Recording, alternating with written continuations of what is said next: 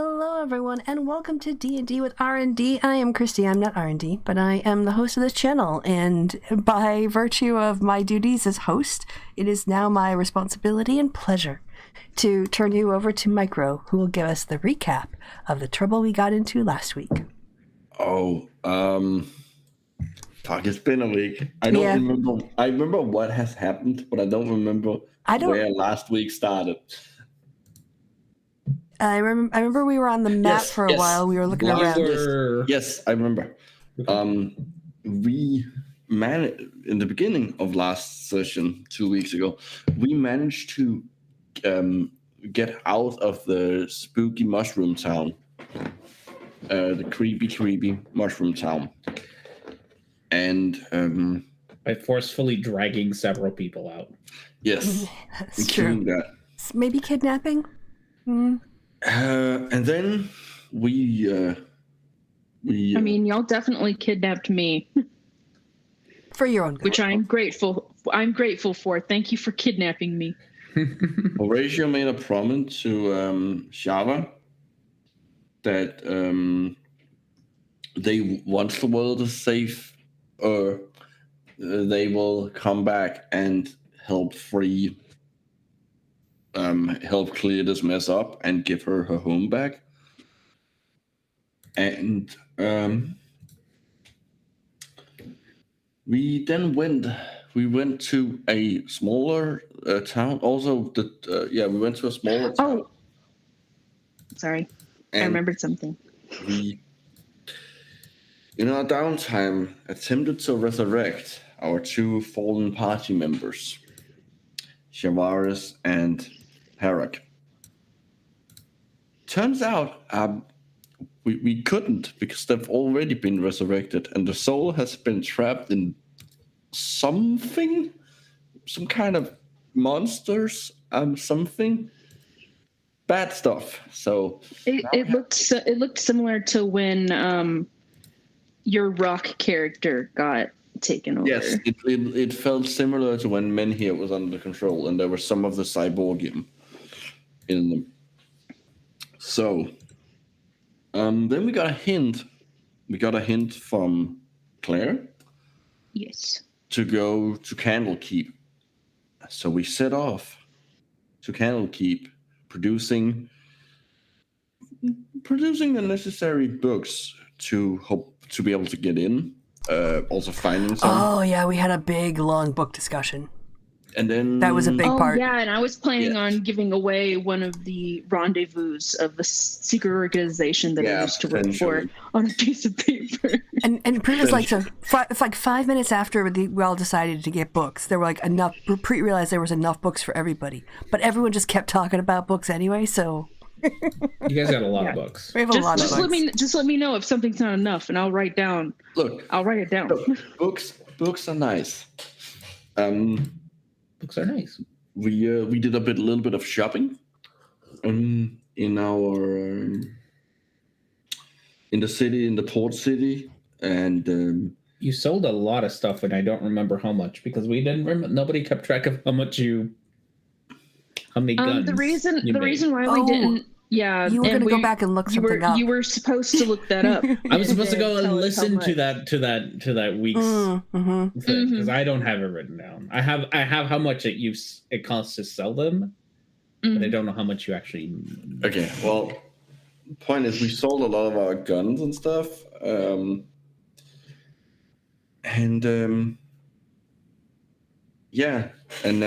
we. I don't remember if I don't think we actually set sail out to Candlekeep, but we're definitely gonna go find a ship to take us there. Yeah, and now you also have, just a reminder, you have is it Antonio and Wayne? Willis? No, Walter. Walter. Antonio and Walter. Oh yeah. You have two new interns, I guess. Yes, they're brainy ones and useless on a battlefield. So they're very they're not going to help you with combat, but they can help you with brainy stuff because they are college students on sabbatical doing their spring break. Yeah, and now they're coming with us to Candlekeep because why spring not, break. right? Yeah. I mean, the world is full they're of less on spring break. This is like their semester abroad. their gap year. Their gap year. They're taking a year off to go travel, and then they bump into you all, and now got dragged into this nonsense. And yeah, we're a bunch of weirdos, but break. we're trustworthy weirdos because we already saved their life once. Yes, you did save their lives, and you did get them out of. And we are definitely weirdos, all of us. Yes. Isn't that just who we are in real life? Just trustworthy weirdos. Basically. So this, I want to put that in my Twitter bio. Trustworthy weirdo. I mean, at this point, this is getting back to, I think it was Horatio or somebody who wanted to do like, at some point you just run around, get a bunch of college kids and put them through school. So No, that wasn't me. That was was that just Micro who was like, no, that was never my idea or my thing. Oh, that was that one moment when we were like, oh my gosh, we're putting that guy's kid through college, even though Jim the Orc.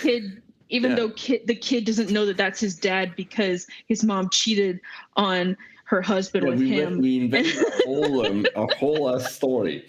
Yes. It's canon. It's canon. And probably saved that NPC's life because we kind of grew fond of him. Didn't want to fight. I think in that moment, we all just agreed that every time we came across a character who we gave money to, it would just be for their kid for college. Yeah.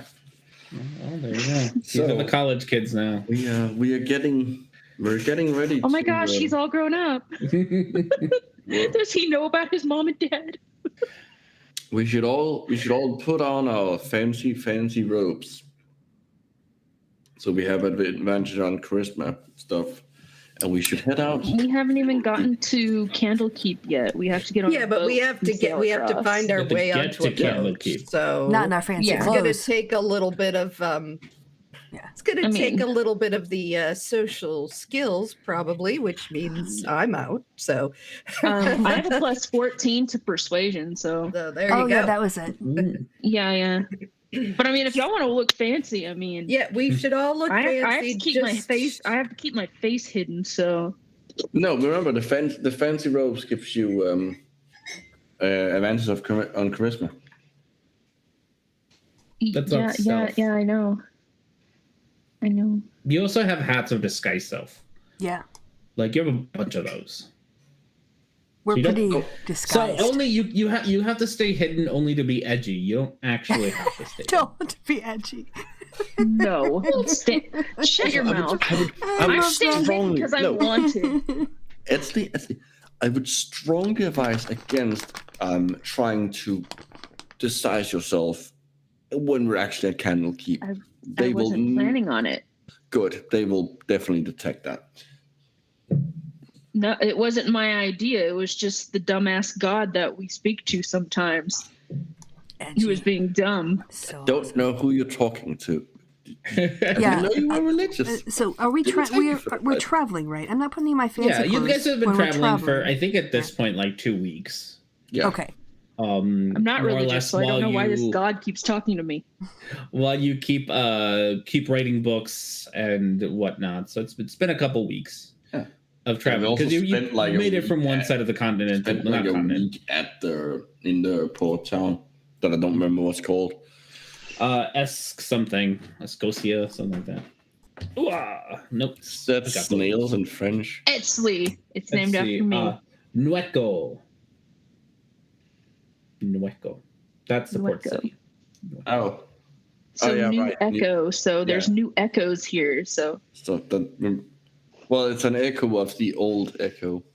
Mm-hmm. Yeah. So Nueco is the port city that you are currently in. It has been about 2 weeks since Mushroom City. You've written some books. I think Felix has been working on her autobiography. And whatnot. You've been selling things. Really more than books, but you know. Yeah. So did we heal? We healed ourselves. Felix got through quite a bit of that. She got through I think 150 pages of it. Yeah. Yeah. You guys got through a lot. So you have a pretty good decent chunk of things. And yes, you were cured. You cured yourself of all the ailments with the help of. I think you needed a restoration spell, and between Shala and Preet, I think you'll got enough healing throughout this time to to rid you of your I just wanted woes. to check. Yeah, so none of you have any corruption anymore. You guys can erase nice. your Yeah. corruptions. We're not mushroom tainted. You're not anymore. mushroom. You don't have mushrooms growing out of you. You don't smell bad anymore. Everything's back to normal. I mean, I'm only the normal kind of sad now. Mm-hmm. Yes.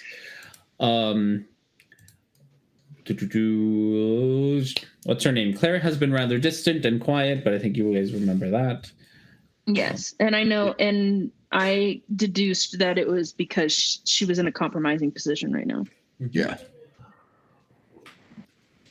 And so, yes, you find yourselves in the port town of Nueco, and what would you all like to do? Well, we need a boat.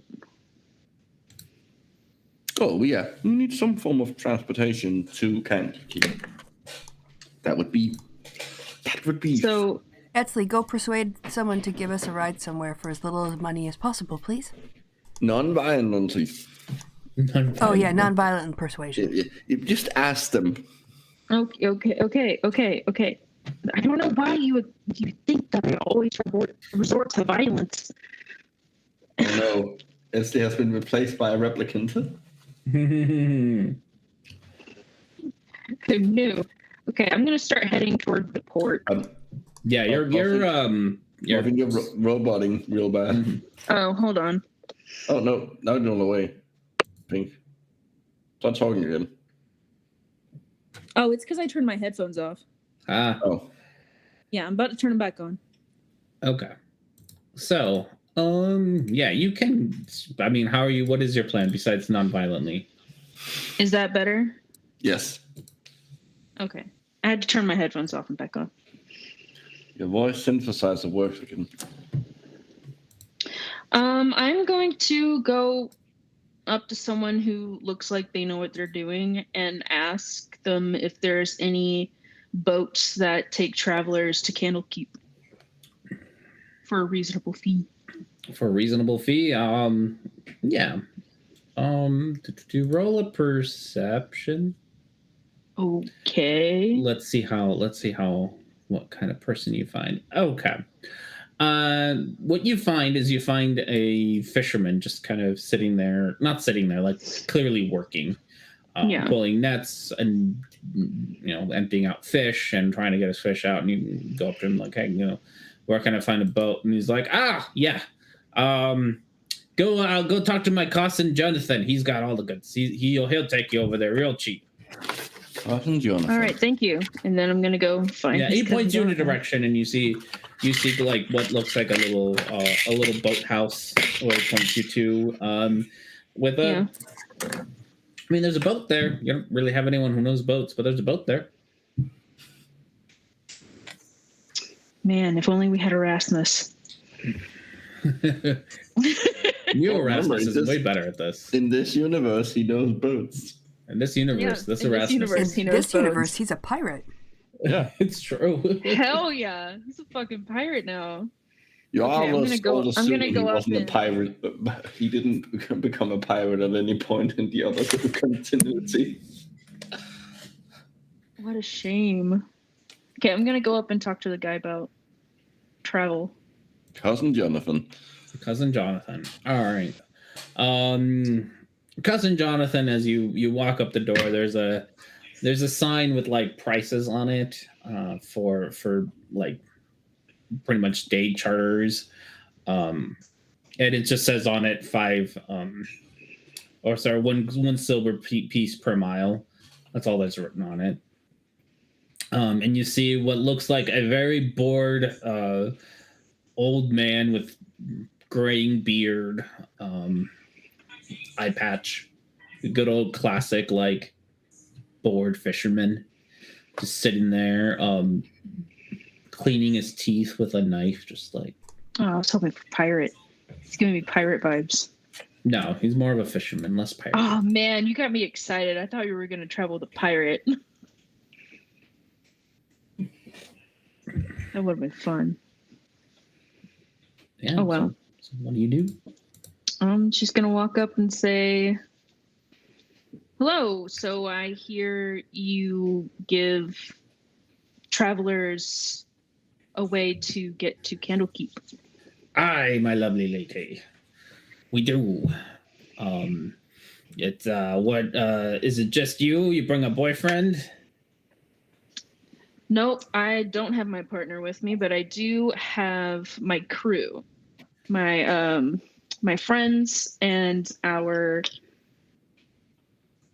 guys. Quick, what's the name for the carts? There we go. Let's We're pretend I not said taking that. the cards with us, are we? Are we? Okay, y'all we take. gonna just We need park to 'em here? let's take the cards. Not leaving the cards again. We have Okay, to I'm gonna pretend that we It's had this annoying. conversation before I walked off, like That's fair. responsible adults. That's fair. Okay, and our carts. And cards. Aye, that's quite the crew you got there. Wait, you're at like Arr. 8 people? 8 people. You're like 8 people. Yes. All right. I'm sure he's not a pirate. I do call me a pirate, and he pulls up his one eye patch and looks at you with his eye under his eye patch, and says, "Do you know something?" I know many things, but it depends on what things you ask. Well, don't you be calling me no pirate unless you got some reason to. He puts his Yes, ice patch sir. back down.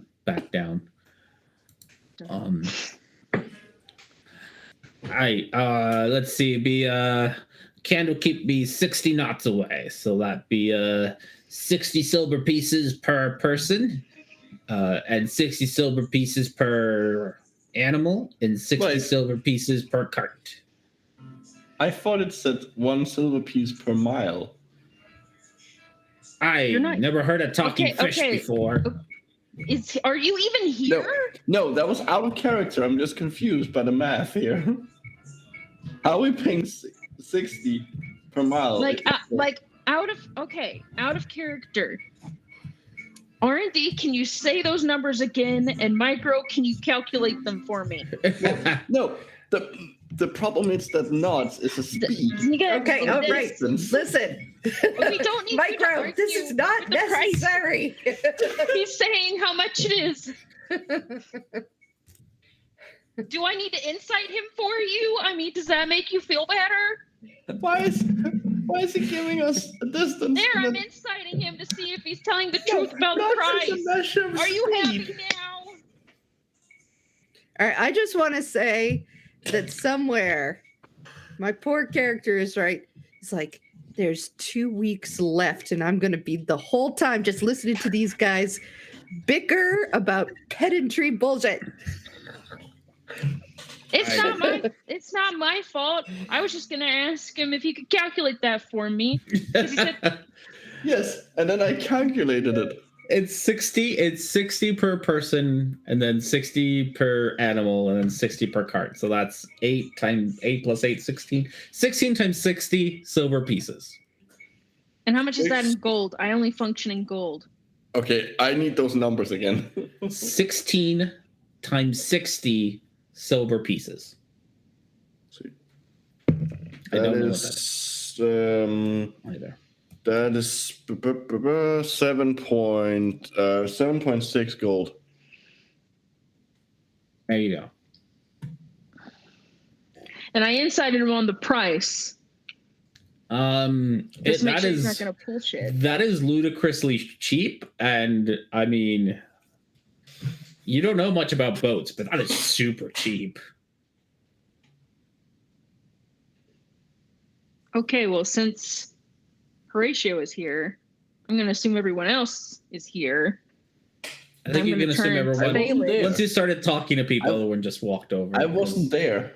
Because he's talking That was about. out Well, of now character. you're here. It's canon now that you're here. So shush. I DM says so. better be careful with that fish. This is he looks like a freshwater fish. This is the ocean. You're quite correct, sir. But I will stay in my. Oh dear God. Yes. Keep your pet in the bowl. That'll be an extra 60 gold for the pet. Or 60 silver for the pet. Very reasonable prices there, my friend. I Wait, am a very reasonable man. another what? For wait, what? I am only one per. Well, I guess I'm Listen. technically two per, but I only take up the space of one. I see one person. I see two person. It's fine, Horatio. Trevor is barely a person at this point. You know what? The ratio is the 60 silver really worth this discussion? It is the principle. I'm gonna go ahead and tell you no, it's not. Frankly, I tend to agree with the guy. There are two of you. He specifically Technically said speaking, animals he is- and people. He is a person. That- A dead person, he's but a a skeletal person. and you are an animal. Preet gets out a doobie and starts tuning his guitar and just watches this while he's like got smoke Everyone's trailing sitting out there, of his head. Yeah. Let's just fine. An additional 60 silver. Okay. Felix, But how does what that I'm sound? concerned about is, sir, I'm just worried about your well-being here. Why you worry about my well-being? You think you're gonna Whoa. cause some trouble? And he pulls up his eye patch again. Of course not. I'm not going to start any trouble. I am I'm just a little kitten. That's what I am. That's why I'm a little worried. What if we were beset by pirates? Aye, there's a lot of talk of pirates we got here. I know we've been First, this told. little lady over here accuses me of being a pirate. Oh, she accuses everyone being a pirate.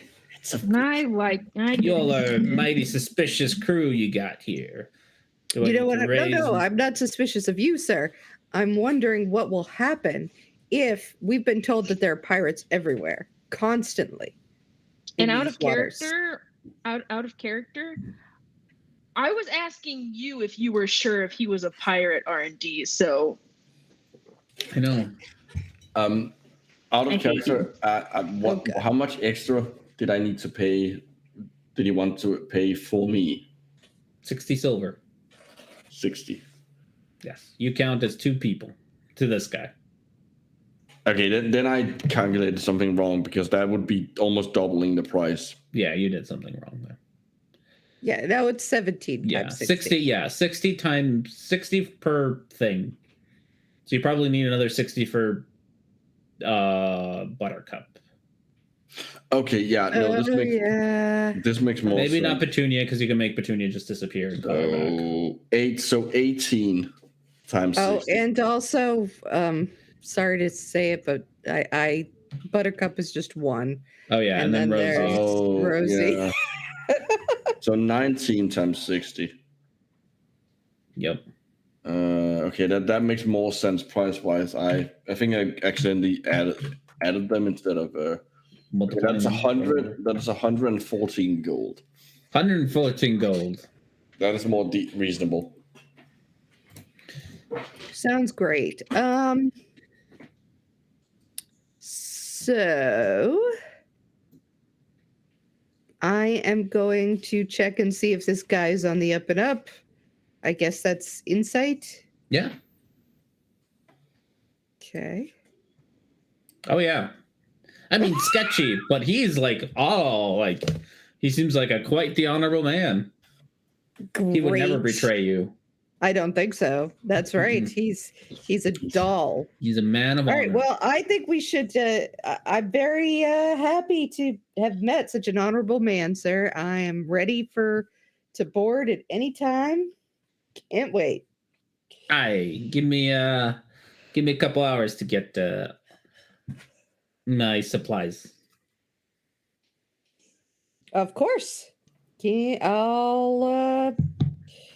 I'll go get some lunch. Be back in a couple hours. Ahoy, matey.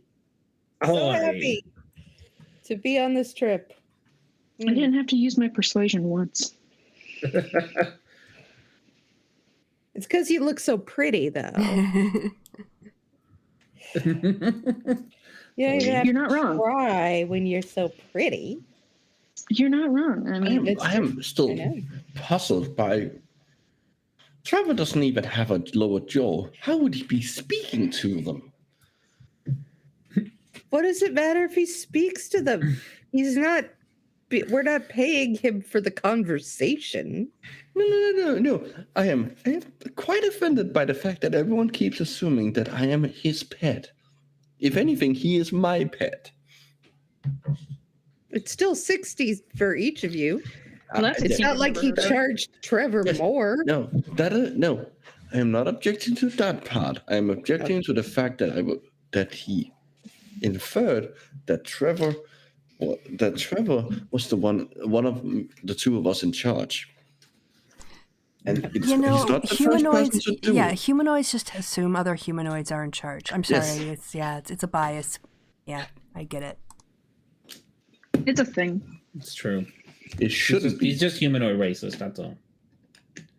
Well, I'm gonna be a little bit of that person and argue here. Okay. I have seen probably dozens of humanoids keep small fish as pets.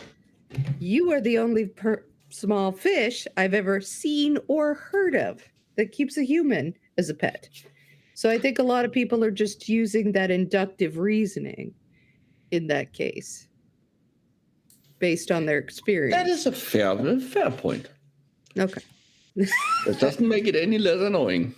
Well, I'm sure. See, Shala, this is how you're supposed to flirt with him, except even more so. I'm not flirting. This is No, not I know flirting. you're not. I know you're This not. That's why I is said an even more intellectual so. discussion.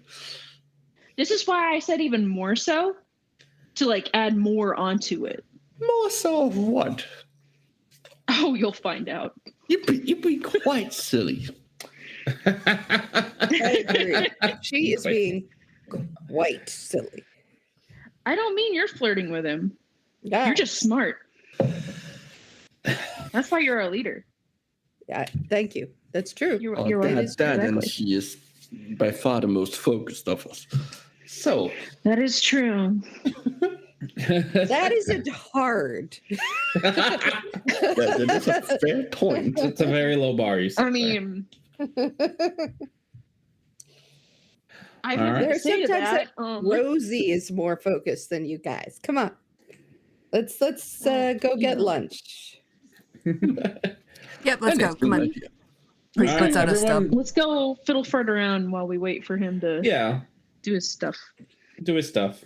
Finding lunch isn't too hard if you, depending on how much you want to spend. If you want a quick, like, street food, or if you want a sit down place, you just let me know. And otherwise, it's really not difficult. Does this city have any delicacies or things it is known for? Fish. Ah, It is a port town after all. that makes sense. I feel weird asking you and Shala to eat any fish. Let's see if we can find something. No, a Shala- little- Oh, Shala eats fish. Yes, yeah. She It's makes not sushi. weird. She eats Well, sushi. and you- likes it. It's weird for Horatio to be eating fish. That's cannibalism. Well, no, it's not. It would be cannibalism if I'm eating Okay, a goldfish. You are the weirdest fish. Humans eat other mammals. How is that any different? You astound me. I've started to become a vegetarian. I just decided right this moment. Yeah, let's all have vegetarian pizza. Come on, let's go. Vegetarian Yeah, pizza. Yeah, We're I think adding it's some kind of sauce on it. You'll have noticed that Shala has not been eating fish. Like, she brought up fish at some point and then hasn't been eating fish as often. See, Charlotte gets it. When you start dating them, it makes it hard to want to. Exactly. Yeah, that's true. You can't eat them. So she's not. So yeah, people have been avoiding fish, but vegetarian pizza not that hard. All right. Vegetarian pizza, you Awesome. guys, it's not going to be much, but just to keep track of things, it'll be about 5 silver pieces per person that's eating, Okay. which I think there's 8 of you. Hmm. 40 silver Sounds good. pieces.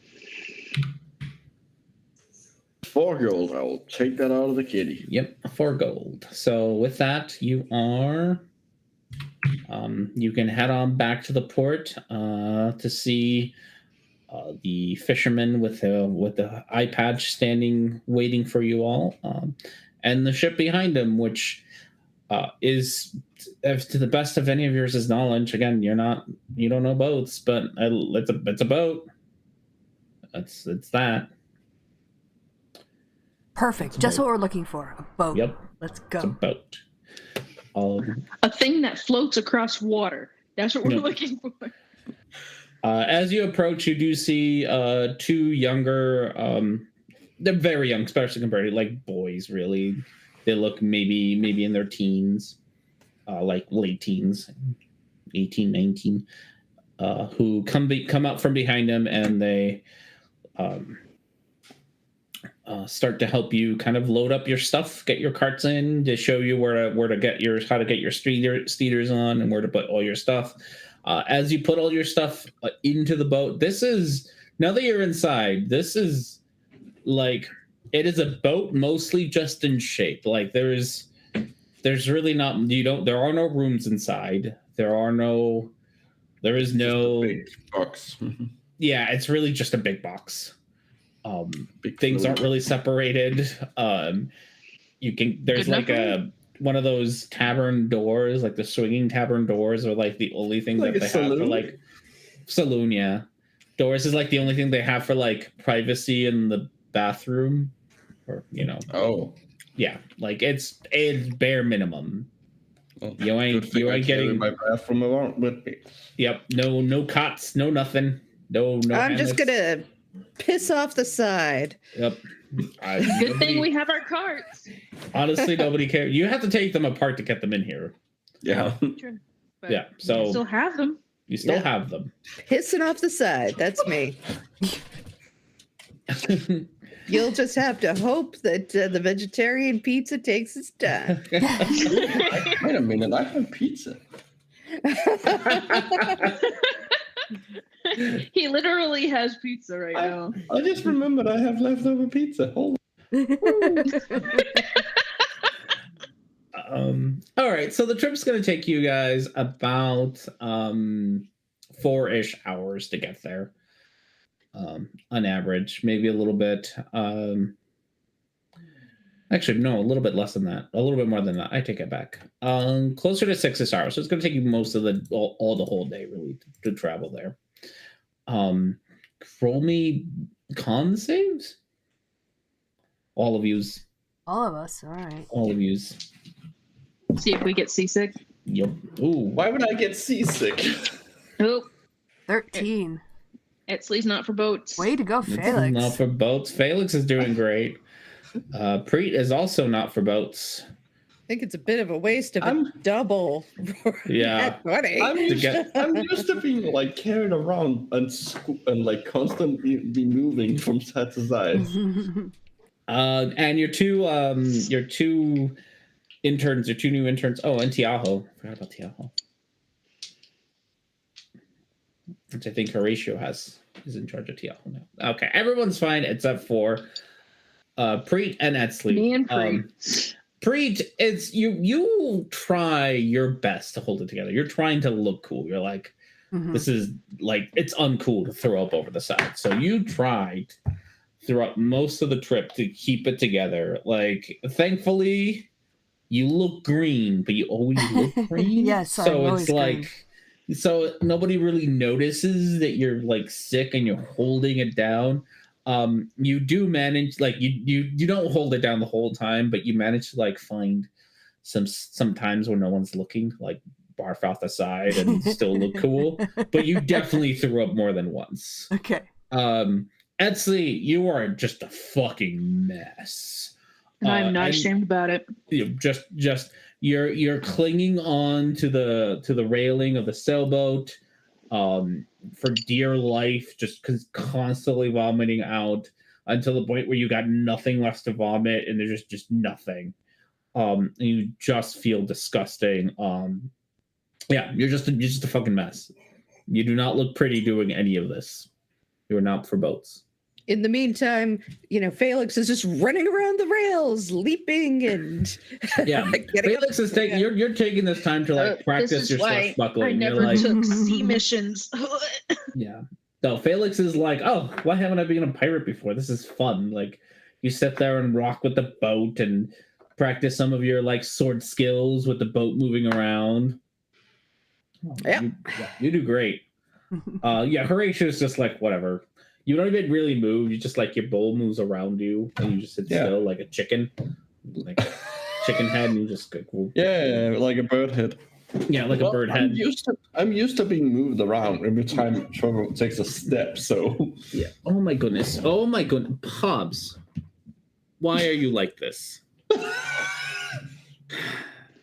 I wonder who made him that way. Look at this needy asshole.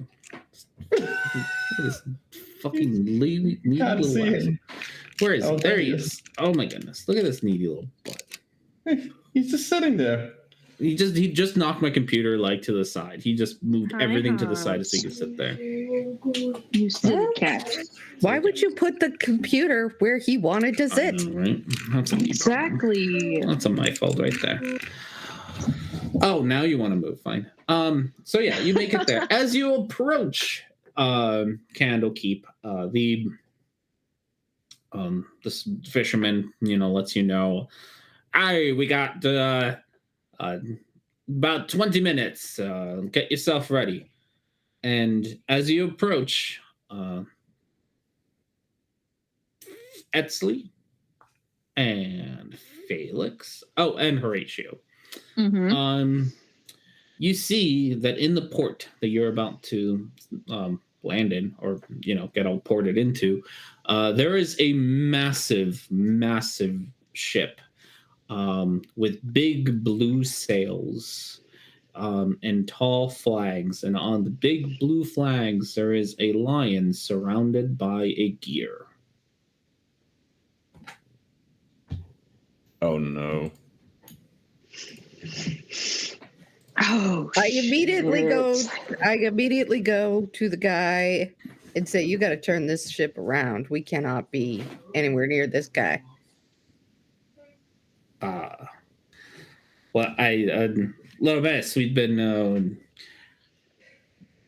are traveling all day. We gotta stop for supplies. You can't just not port in. Well, we can't port in anywhere near that big boat, is what I am telling to you. Yeah. A little bit of discreet porting. I see you, my lady. It'll be about 10 more gold to bribe another port to let me in. And he kind of holds out his hand. I give him 10 gold.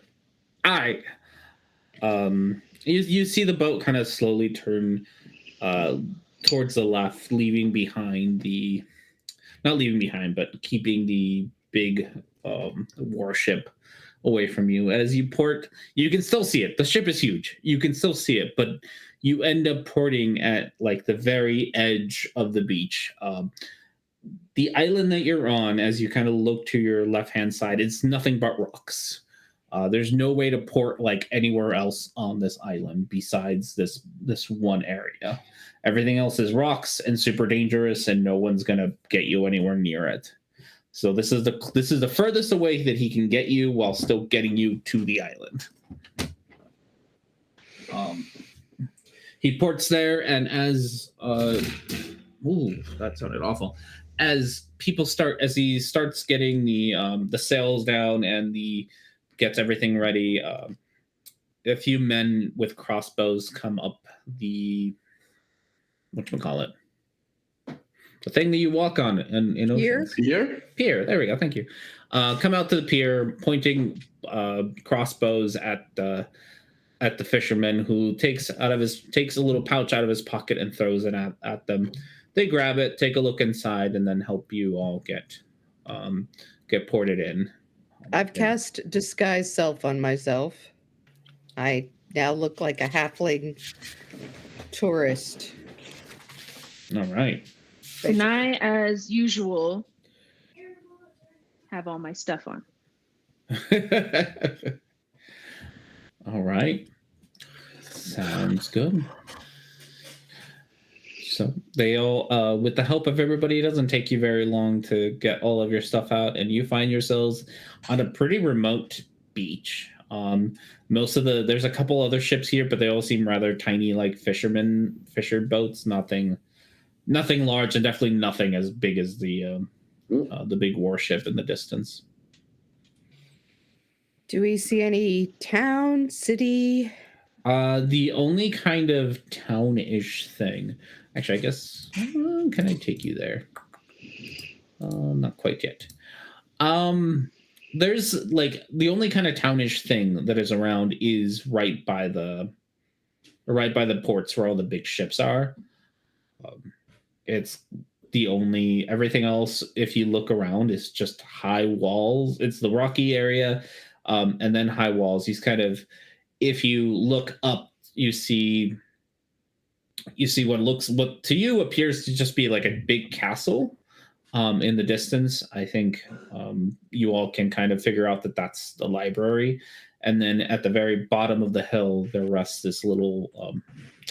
It's more like a little village than like an actual city or anything. But it's definitely more connected. It's connected to the port and stuff. All right, let's find a place to stable the carts and then go to the library. Work our way up. Yeah. What Sounds in good. the hell is a warship doing at a library? Well, I'm pretty sure you can. Well, I don't. Yeah, you guys. they have books on many things. So Oh, okay. So can I roll intelligence to see if I know what a warship is doing at a library? Sure. What they want, so we can get it first. There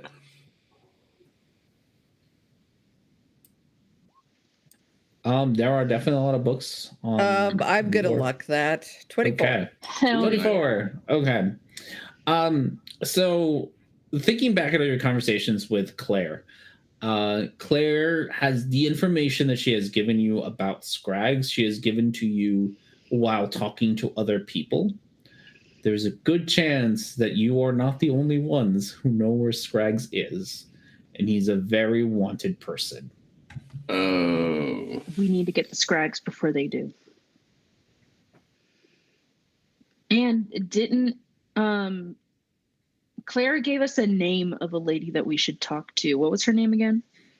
Evie Blog. Yeah, we need to get the Evie blog, and we need to find Scrags. At the library? Yes.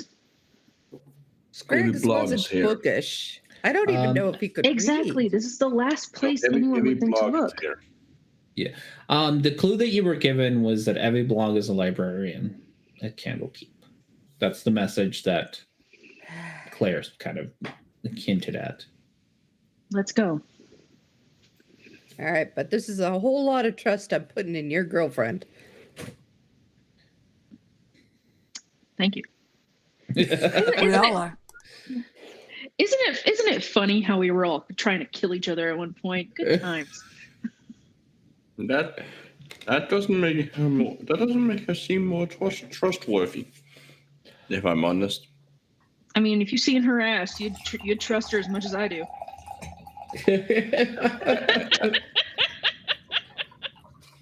To be fair, it's been like That's how a that year. works. You hung out with Claire for several months at this point. Sure, but that still doesn't change the fact that she. Okay, quit arguing with me about my girlfriend and let's go. You were the All one right. who started arguing. And I'm And like, everybody- "Little fish.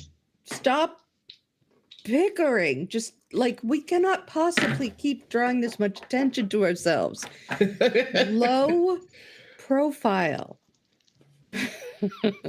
Please, I'm begging At you. least gonna look at Horatio and go, I think him and low profile don't really go together. Mhm. No, All right. not really. Where do you want to go first? All right, we have to find some place to hide these carts. We can't just go walking the carts all the way to the library. Yeah. They're very recognizable. So let's see if we can find a place in the village where they will stable our carts for us. Sure thing. So, as you follow kind of you have to get off the beach to make your carts work on if you want to take them apart. If you just want the steeders to carry them, then you can walk on the beach. Yeah, they do have wheels, so you can't really, have them as carts.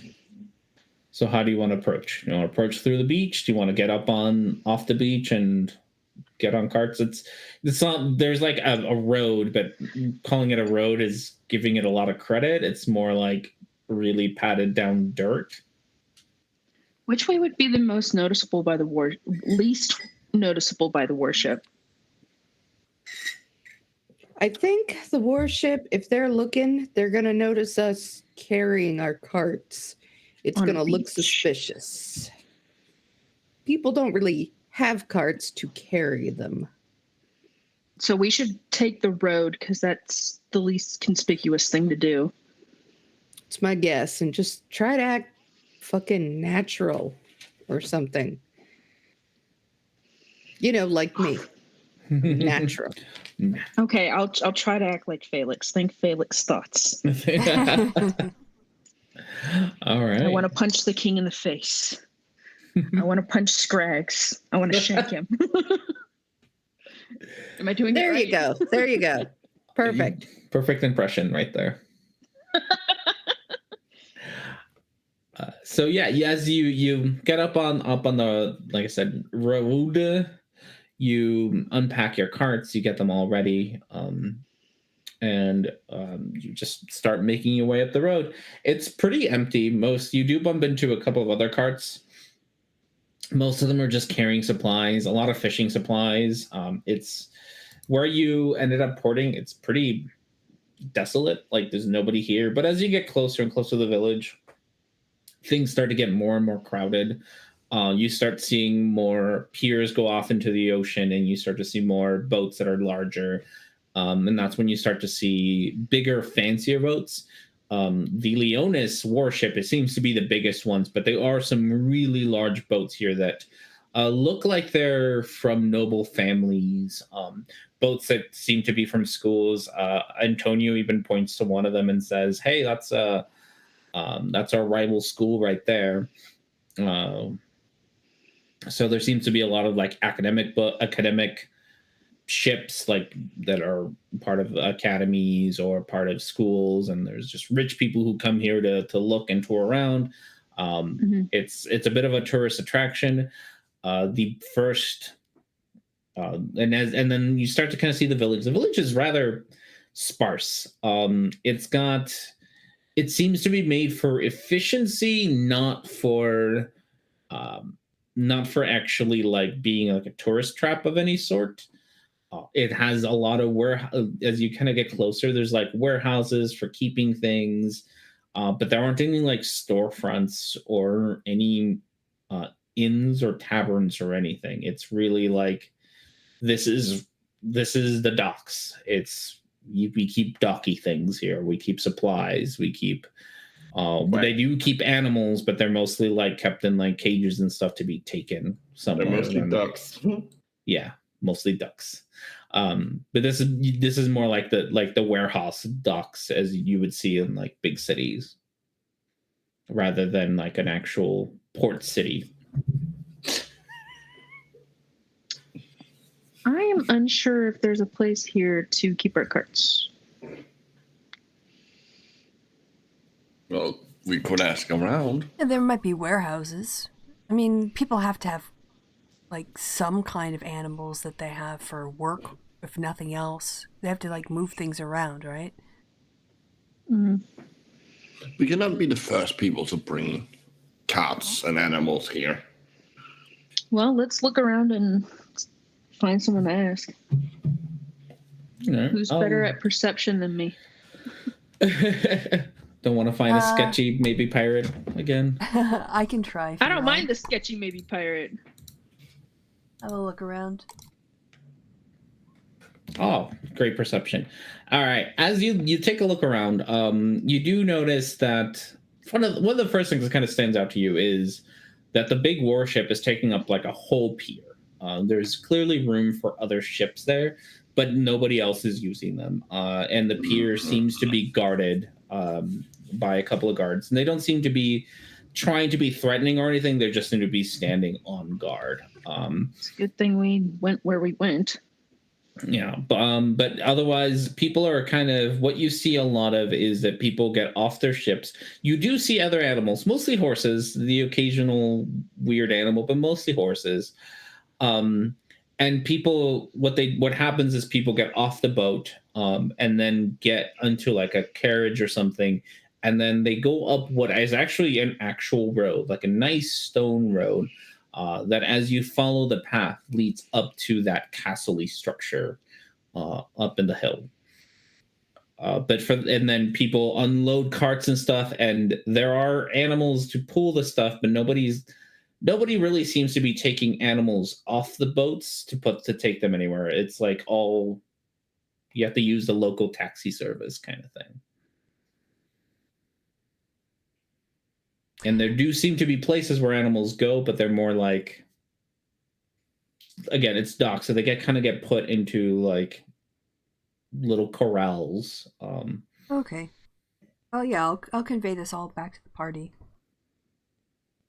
And ask, do like little fenced-in areas sound acceptable? For the animals, but maybe not the cards. Well, the carts are all packed up and stuff. Can't we I'm leave sure the we- nerdy boys to watch the cards? I mean, they might want to come up to the library, I guess. Yeah. We could hire Yes. someone, couldn't we? I'm sure Watch we can them? find a place to store. Surely we can store. I don't know. Can we store them? Either that or we could just Carts ride our with carts them. up.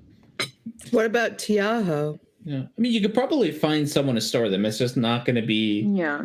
It's not going to be as official as like there isn't a stable. Like Yeah, you could probably Yeah. go to somebody and be like, "Hey, can I use these 4 spots or whatever?"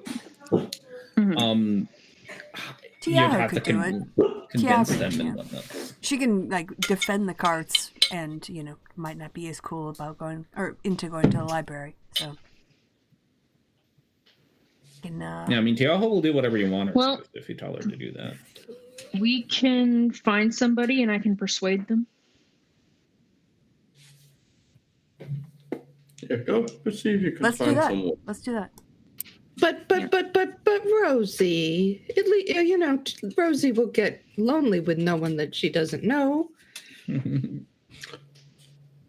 Well, we can I also mean- leave Tiaho behind. I mean, I think we're gonna Yeah. put the animals in the corral, and we need to like find a place to park the carts. If nothing else, maybe we can do it in a place where it's out of the way, and Tiaho can keep an eye out on it, and then bring her some food or something. Yeah, and keep Rosie company. Yeah, keep Rosie company. Buttercup will have to come with me, but I can make Buttercup into. I can take an hour and make Buttercup into something more robot-like and less animal-like. We can put clothes on her. Maybe from a distance she'll look convincing. I don't know. So that's what I do with that. Yeah, I guess I'm probably put on nicer clothes now than I did. Like, yeah. Or I'm going to do that, though. That's a good question. I'll just drop trial in public. That's fine. Yeah, that's not going to draw attention. It's We're at a definitely- beach. Beaches, everybody's. It's probably that kind of beach. We're in a Even. port. Yeah, it's definitely not that kind of beach. I'll just, like, wear my shirt Like so it people hangs down aren't loose. playing on the beach. People like you're at a port. People are busy. Well, you could go behind like a alcove. Yeah, that's fine. I'm just going to, like, swap out of my traveling clothes now and Okay, put on okay. something more Before fancy. you do, can you point out anyone who you could see who I could talk to See. about putting our stuff somewhere? There seems to be like a young boy that is like watching the stalls, and like he gets papers from people and then points people to like which horses to take or which carriages to take. He's probably your best bet.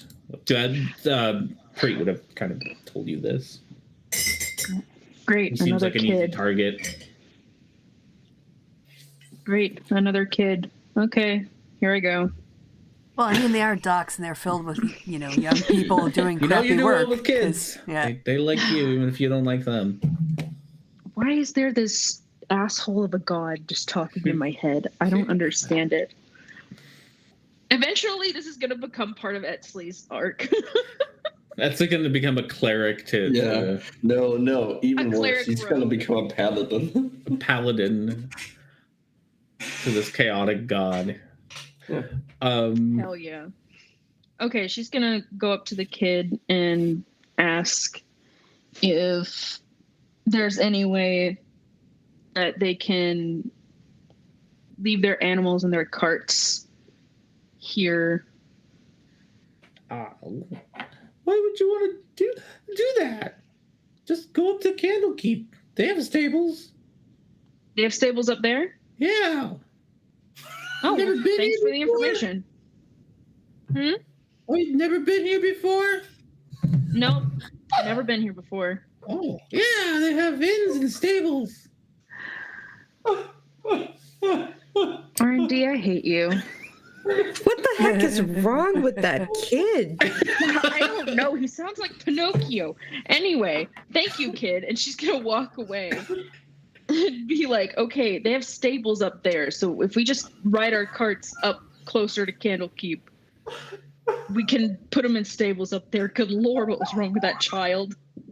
I think his voice is breaking. I got this weird ass god in my head, and then all of a sudden Pinocchio shows up. Like, what the hell? Remind me to show you something afterwards. Well, I am the worst person you should be asking to remind people of things. I know. All right. Well, yeah, there you go. If you want to, Okay. there are stables Myself. Okay, let's go. in Candlekeep. You'll just wanted to That do this solves the a lot of difficult way. problems. Yep. You'll just want to do this the difficult R&D, way. we do things the difficult way all the time. Yeah. I don't know why you expect anything less from us. The road up to Candlekeep, like I said, is a nice stone brick road. Very nicely paved. There's not a single pothole on the way. Like just the nicest paved road you have ever seen in your life. And as you kind of get onto the paved road, more carts and people and carriages kind of join you, and people are you're on your way to where everyone else is going. At this point, you've been traveling for 6 hours, so it's night is starting to fall, and as night falls, the big castle thing in front of you starts to glow. Everything around it just pitch black, and it being the only source of light kind of on this island. As you move away from the village, even those small lights and torches that they have there are just dim in comparison. This is just a big lit up structure with a big massive wall in front of you. And as you approach it, you start to form a little queue as people, once again, stuck in traffic, because of course you are. As you're stuck in traffic again, to line up. This goes a lot faster than kind of your entrance into stock, where people are genuinely moving pretty fast. People stop for a few seconds before being moved on. As you make your stop, you are Are they still in disguise? Are you still in disguise? I still have my hood and cowl up. Okay, that's fine. That's Fady still. I'm always I'm Okay. crazy. So you're lucky I'm even visible. I now look like an elderly gnome woman. As you approach the actual door, the door is wide open, but mostly somebody stops in front of your cart and just puts a step up or arm in front to stop you. As robed individuals kind of do a little round around each of your carts, holding what looks like divination sticks, diviner sticks, just like two sticks in a little Y-shaped stick, divination rod. Oh. And they just kind of scan around, come back and whisper something to the person holding up traffic. And then he nods and comes over to who's up front. Whose cart is up front? Probably mine. Yeah, I was gonna say probably Felix. All right, comes up to you, Felix, and hands you a piece of paper that has pretty much called the Orders of Accordance, and this gives you the rules of Candlekeep. Oh. And then he just waves you on by. The rules of Candlekeep are no fighting, no stealing, no copying, and no damaging, marking, or otherwise modifying the words of a book or scroll. That's it. Those are your rules. So all of the things that Etsley would think to do, don't do. Yeah. So as long as we don't we don't damage the books, we can burn down buildings, is what I'm hearing. No, that's violence. I mean, No. Stop it. No. We're not burning down their building. See, God, why do I take you Horatio, people anywhere? Horatio, the rules are don't do anything Etsley would do if she had no self-control. So that takes you to... It's a good thing I don't breathe. Welcome to Candlekeep. You are in kind of the first area. So this is the big door that you lined up at. You are now in the first area. This is where all the accommodations are. There's places to stay and sleep. There's stables. There's bathhouses. This is where all the kind of all the accommodations are here. You're not in the library proper. You're just outside the library where you can. This is where the businesses are. This is more like the city part that you were looking for earlier. All right. I want to make sure we find accommodations that royalty would never want to go anywhere near. It's the seediest looking place around. I think our options here might be nothing here looks seedy. Yeah. Nothing at all here looks seedy. I think we just need to put her rustic then. Sure. There's really, so if you're looking for accommodations, there's really only one place. It's called the House of Rest. Yeah. Does it have stables? It does. There are stable there. So like. So basically, we're trying to find a seat. We're effectively asking to find a seated bar in the Vatican. Great. Yeah. Oh yeah, you're not gonna find one. Everything's the same. You really aren't gonna find anything sketchy here. There are the House of Rest is it's where all the rooms are. Next to it is there's a kind of a couple of buildings in between. So House of Rest is this big one here. This in the corner. Let me guess. The stable of animals. This here is the smithy and the stables. It's just the smithy and the stables. They have blacksmiths here. We have a House of Rest, but we don't have a stable of animals. You don't. Sorry.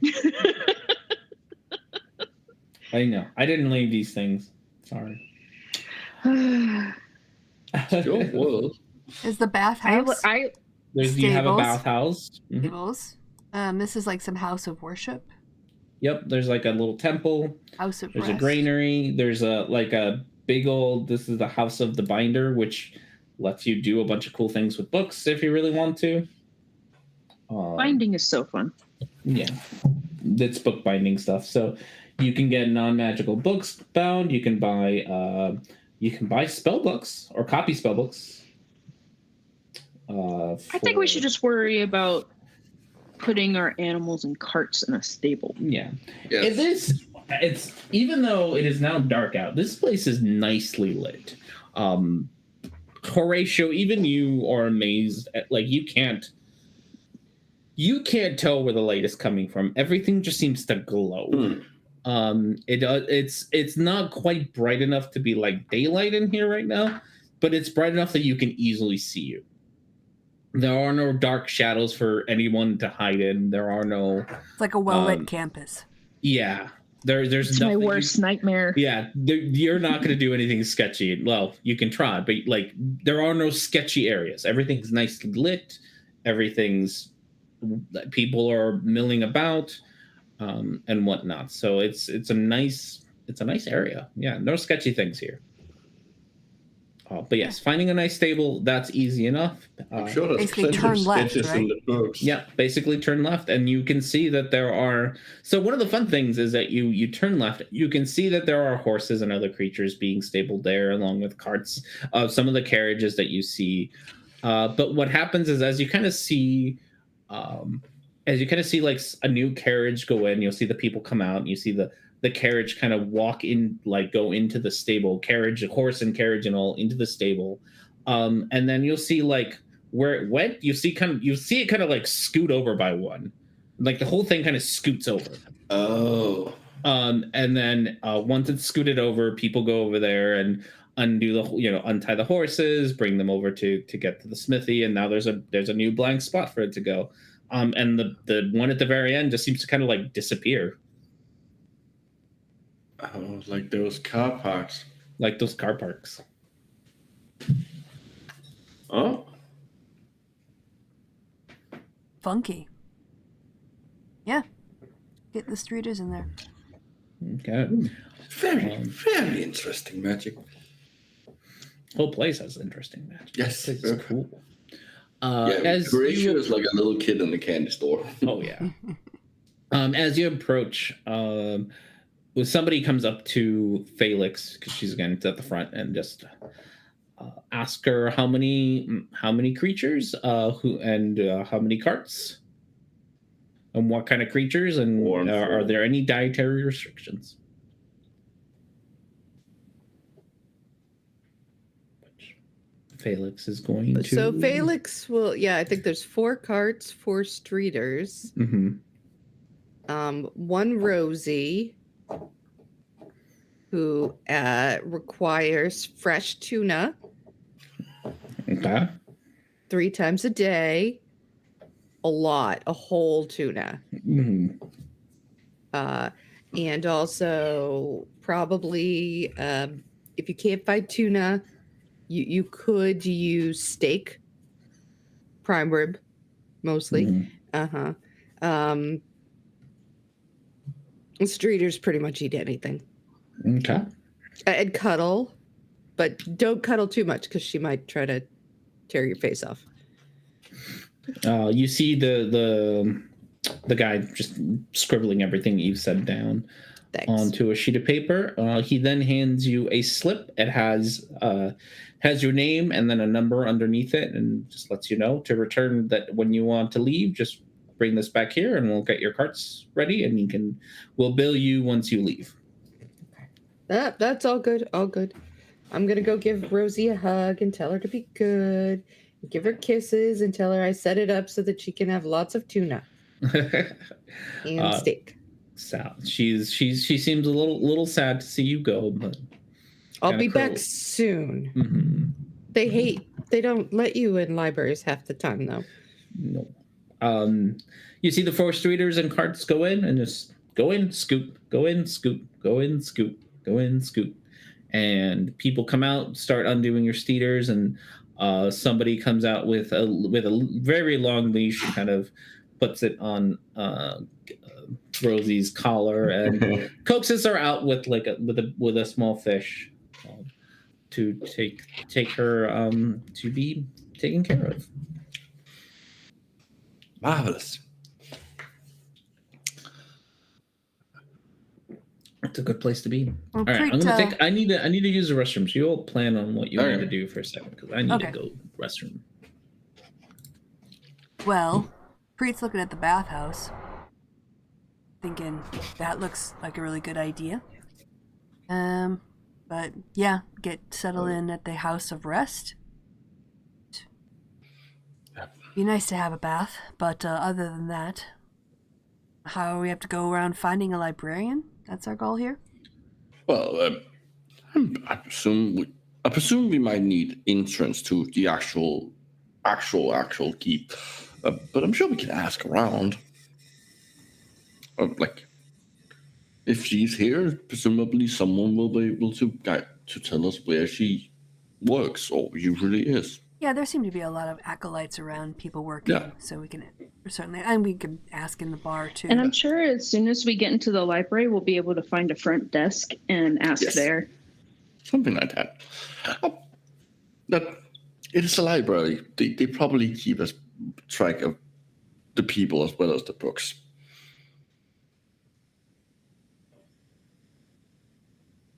Definitely. So where are we gonna? We're gonna ask around. First in this area, right? Court of Air. Well, I think it would be kind of weird to be asking for a librarian. Well, they work here. That's In a all who town. lives Yeah, here. maybe- No, maybe she comes- that's all who lives here. The only people who live here are the people Yeah. who are like acolytes and monks. Everyone else Yeah. are just tourists. So they would know That's everybody know true. everybody else. let's just ask, and maybe if they tell us we will have to enter the keep proper, we'll do that. Oh, why are we looking for her? We should come up with some sort of reason in case someone asks, like a relative or whatever. She might have information think. about a friend there. No. We were referred to her. That also works. Mm-hmm. How about mind your fucking business? Maybe We were referred to Also- her on some research about a quest that we're doing. How's yeah. that? Okay. Well, I don't think they will ask. Well, you never know. I still think we should tell them to piss off if they want to ask a bunch of personal questions. Maybe Yeah, Well, maybe- if they- maybe less uncouth language. you mean less abrasive? Yes, as I said, uncouth. I don't know You about want- something. If you want to see me get uncouth, Oh, I've seen that plenty of times. It's quite And impressive. it's great. Yes. when we're killing things, it is, or dealing with seedy people, that is quite impressive and useful. Here, it's Okay, we can talk about decorum later. Let's go find the librarian.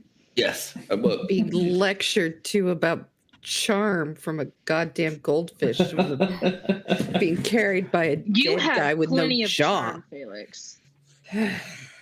I didn't say it. I didn't say that. That's I actually Silence, made it fish. quite. Let's go. No, Ba-ba-ba-ba-ba-ba. Da-da. Ba, ba, ba. Sit there. Ba. Ba, ba, ba, ba, ba. All right. neither of you can Giddly-bap, cast bap, silence, bap, so bap. that's a moot point. We want to look around for someone who looks like they work here. I mean, most people look. The nice thing is everybody who works here kind of more or less dresses the same way, but like the same colors. They all have green and gold, like emerald green and gold clothes. Oh, here's a question. So while you were looking at that bathhouse, maybe we can Mhm. just ask around at the bathhouse. Yeah, let's go to the bathhouse. Let's Yeah.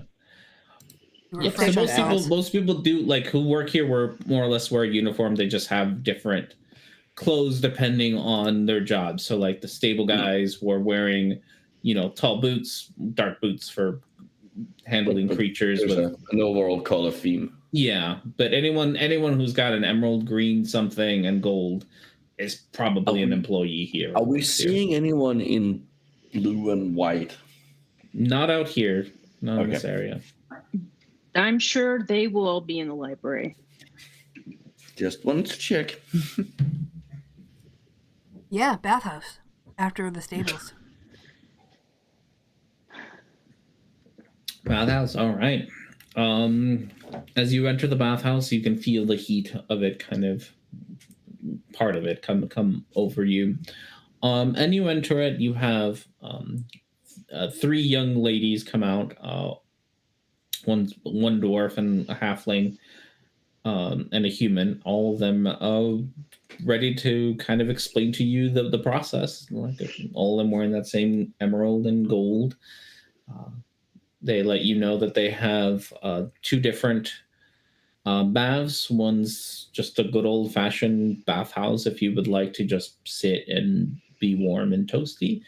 They also have one that's more, they call it turbulent, but they have some nice minerals that get into your skin and refreshen it. But some patrons find it rather painful. So depends on your kind of what's your cup of tea. I'm going with turbulent. Turbulent, painful. Okay. Same. I'm gonna just go relaxing and warm. Relaxing and warm. All right. I like pain. I'll take the just warm.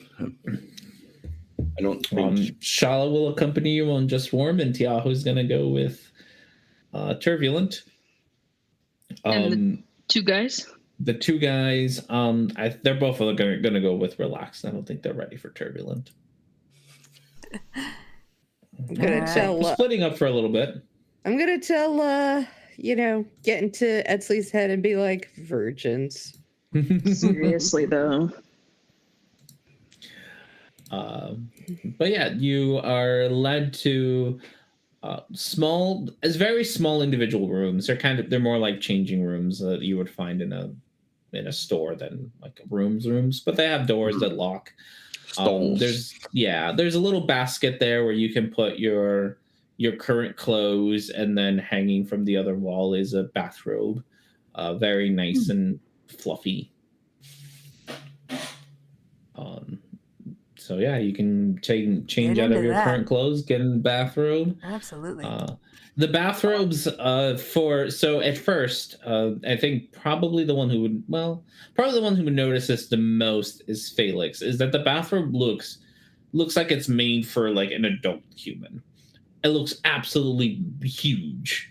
But the moment that you start to put it on, it's like starts to like comfortably, like the arms get shorter and it starts to reshape itself so that it fits you, rather than being overly large. The rest of you kind of get a little bit of that with your arms the length of the arm changing, but Felix, you kind of get the most extreme version of that. Does anybody else here have the merry old land of Oz going in their head on ha ha ha, ho ho ho, a couple of tra-la-las? I didn't, but now I do. The day away in the merry old land of Oz. Don't look behind the curtain. Yeah, don't look behind the curtain. And then you can step out, take you kind of notice everyone brings their basket along and drops it off at a counter at the before going in for a dip. There are benches surrounding a very large pool of water. People are they put their bathrobes down on a bench and just get on in. There is no split here between genders of any sort. Everyone's just kind of commingling. There's a few people that are talking, not loudly. There's a very relaxed on the relaxed side. It's a very relaxed mood over here. People are they're talking, but not quite in whisper, but definitely not loudly. There isn't belligerent yelling or anything. Mm-hmm. And once people go in, you can almost inevitably, every time somebody goes in, you can kind of hear like a big sigh every time someone goes in. Just,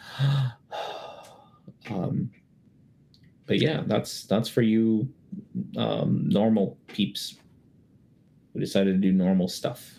What about us who want to be in pain? So, Felix, who still looks like a very elderly gnome woman, she's just flinging up the robe, cannonball. Cannonball. So for the turbulent ones, as you walk in, same kind of deal for the beginning. You take your basket, you got your robes. What you notice right away is the sound, the noise. There is the water is it's almost like gray, muddy looking, and it's bubbling up constantly, just blah, blah, blah, blah, blah. And this big swirly muddy looking thing. You can hear the water moving, and it's like there's a thunderstorm going on within this pool of water. Like it's just rushing everywhere. The other noises that you hear are this weird combination of people being in excruciating pain, like just wailing and cries for help, and other people moaning in ecstasy. And the both of these sounds just kind of get mixed together, where you have screams and moans all kind of churning around in this It's my kind of place. gray watery thing. Felix takes off her robe, cannonballs in. Do me a con save.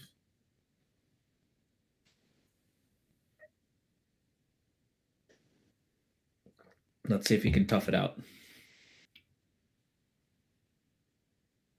Oh yeah. You dive in. This is Felix, probably one of the most painful things you have ever felt. It's the water seems to be like, it almost seems to be made out of sand, and it just, every time there's a wave or a bubble, it like scrapes over you, and it feels like it's taking off a piece of your skin. It's boiling hot. You have a hard time seeing. Your eyes start to turn red. But as you sit there, you're like, I'm going to suck it up. I'm going to suck it up. I'm going to suck it up. I'm Felix. I can take it. I can take it. And as you sit there and you take it, like, it feels less and less intense. And like, at some point, it feels like all the skin that could be ripped off of you has already been ripped off of you, and there's just nothing left. And you kind of feel your skin, and it is silky smooth.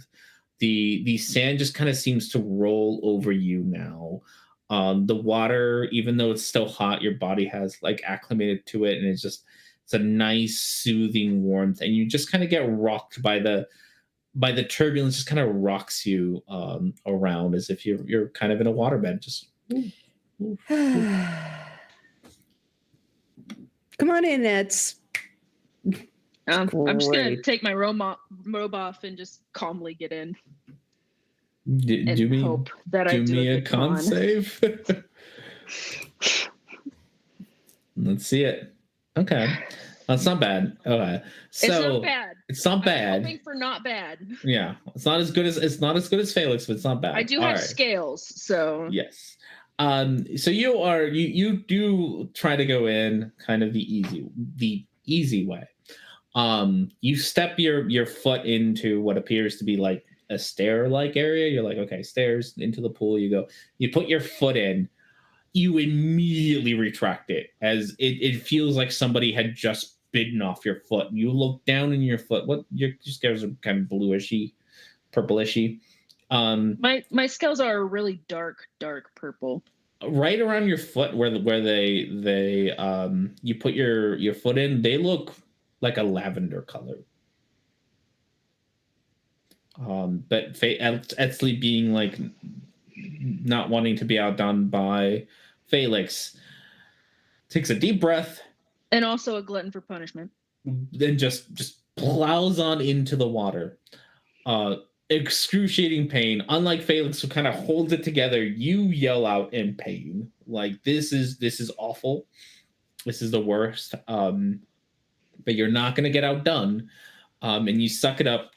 But you cannot keep your voice in. You are yelling in pain along with so many others, until you have managed to kind of make it through it all. And you look at your skin, and rather than that, all of your skin, rather than that deep purple, now is a nice lavender color. So scales kind of changed color. Almost like you just shed your snake. You shed your skin. Yeah, you have now you have nice. I'm now a slightly lighter purple. There's now slightly lighter purple. So now you can grow larger. Yeah. So you're doing pretty good, and for the most part, once you get used to it, you just kind of, every once in a while you kind of wince in pain. Like, there's a spot there that you didn't get the first time around. So you're like, but then you relax a little bit. So yeah, those are you all. It's hard to focus on other people because you kind of you end up focusing more on yourselves and the pain that you're in. And a lot of the other people are just being, depending on who they are. Some of them are screaming. Some of them are, once they've gotten through the pain, are sitting there just having the time of their life. Did anyone else come into the Tiaho? Yeah. Oh, Con let's save. see. Boop. Yeah, you hear her. So about the same experience. Yeah, you like Etzel, you hear her scream, but after a while she settles down, and all you hear from her is the occasional wince and pain, but otherwise she chills right in with you all. So you all can relax here. And back to the relaxing group. What do you all want to do while you relax? Or just you just want to relax, you don't have to do anything, I guess. So, okay, I want to point out that Horatio is just gonna he's gonna make Trevor just dip the bowl down so that the heat from the surrounding water goes into the bowl. He's not Horatio isn't gonna go out and swim just because there's a lot of people. A lot of people he that doesn't know him, and he doesn't want to seem invade other people's privacy by swimming around underneath the water. Yeah. That seems And stop you at the hot springs. Yeah, there was when we 2 were the people only at the ones- hot springs. This is crowded. Yeah, Yeah. So yeah. No, that makes sense. So yeah, no issue doing that. Yeah, I just wanted to make sure I'm not breaking people's personal space here. Yeah. Shala is a little bit braver than you, but she doesn't she swims around, but does definitely try to avoid getting near people. But she does kind of just swim a little bit more freely than you do. So she also has the advantage that she can have her head above the water. Yeah, she can have her head above water. So people see her swimming around and aren't startled oh, who are you who just appeared out of nowhere? She's just, a human. And she's not the only one swimming around, only humanoids swimming around. There's other humanoids. Yeah, just enjoying the heat as much as I can. All right. Freak wants to have, he's going to do, I think, breaststrokes. I don't know how deep this is, but kind of, I assume it's chest deep where you could kind of swim. You'd have to kind of, you'd have to not lay down, but, lay horizontally on the water. Yeah, but you could if you wanted to just sort of lean into it and your feet would lift up and you could kind of swim around lazily. Oh yeah, definitely. Right? Mm-hmm. He's going to do that. He's going to try to clock how many people in here look like they might be soldiers with that group that was freaking out the rest of the party down at the docks. Bunch of toned, battle scarred people in here. I do love that the 2 people who are wanted went to the turbulent one. I don't know if you want me to roll perception. Yeah, roll perception for that. Damn. All right. Oh, that's good. That's really good perception. So there's definitely a lot of people who are toned and look like they would be soldiers. The problem that you're bumping into is to try to figure out is no one's wearing clothes.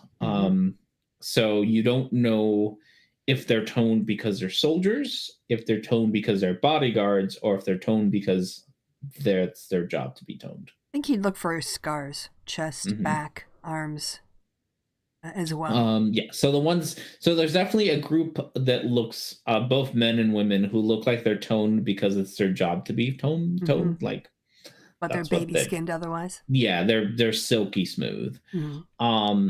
There are a few there's this group of young men who look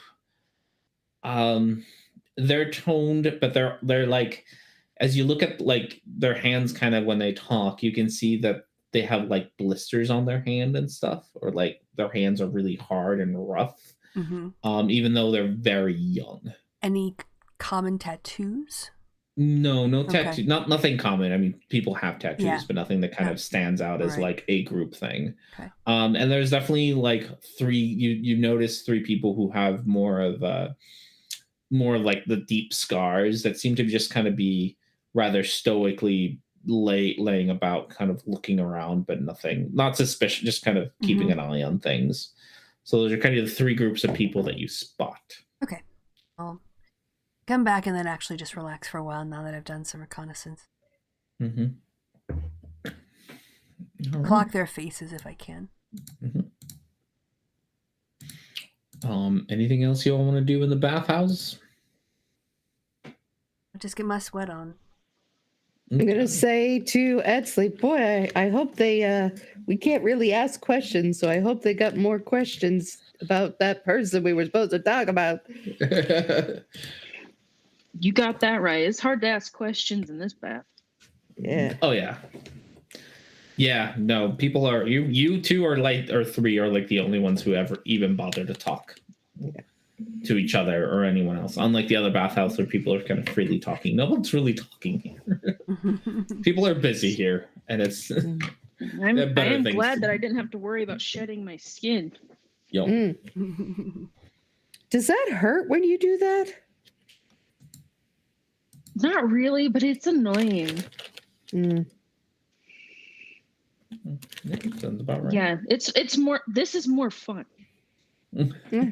Yeah, I love it. Feels great. I'm just picturing It's Felix and Edsley floating in this sort of like watery mud bath that has like this violent whirlpool, like jets coming up underneath.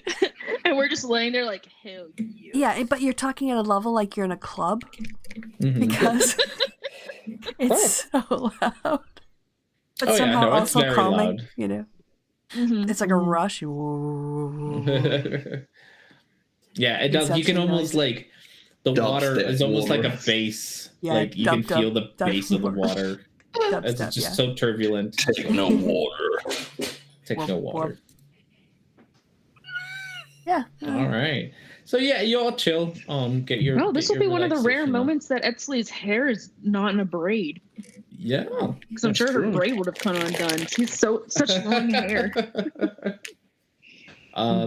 Yeah. So you'll get yourselves a nice little relaxing. After a while, you all of you start getting way too hot for this, and like you all need to get out. And there are showers. There are showers. You can go grab your baskets and take a nice. There's for the regular bath people, there's nice cool showers. They come in like varying temperatures of slightly colder than the bath you were in to like really cold, depending on how much you want to cool off and shock your system. That's up to you. There's people who will guide you to which one you want to, you tell them and they'll guide you there. This kind of the thing that's happening here really reminds you of the like hotels the real fancy hotels you stayed in Sauk, where like the water just seems to come out the temperature you want, but you have to ask somebody to do it for you. So no indoor plumbing, but magically water gets put to the right temperature. For the turbulent people, the extreme people, you can take a shower, a nice, just normal shower, or they do have what appears to be a pond with a thin layer of ice on it. I'm going for that. Fuck yeah. Hell yeah. We give each other a high Again, five, it looks like a very old gnome lady with wrinkly, saggy skin and bent over. Is just like, yeah, running at full speed into the ice, Probably polar bears. there's this staring, going, oh my God, she's going to kill herself. There's this like really pretty vaguely drow looking snake woman with really, really long white hair. just calmly following along. All right. Do me another con save, both of you.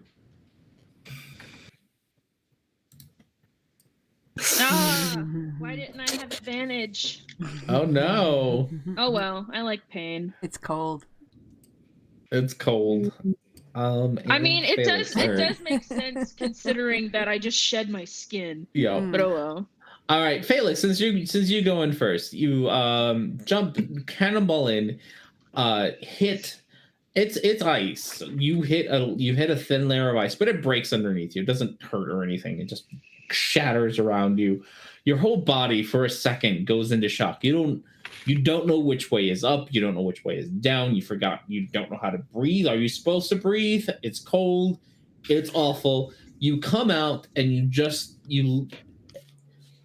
don't even remember where you are. where are you? This place is weird.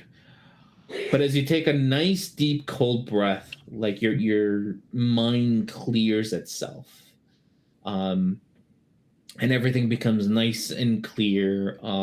You do begin to shiver, but like all of your muscles had like tensed up immediately when they hit the cold. They start to like they mix with like the warmth that you had inside of you, and they kind of relax slowly.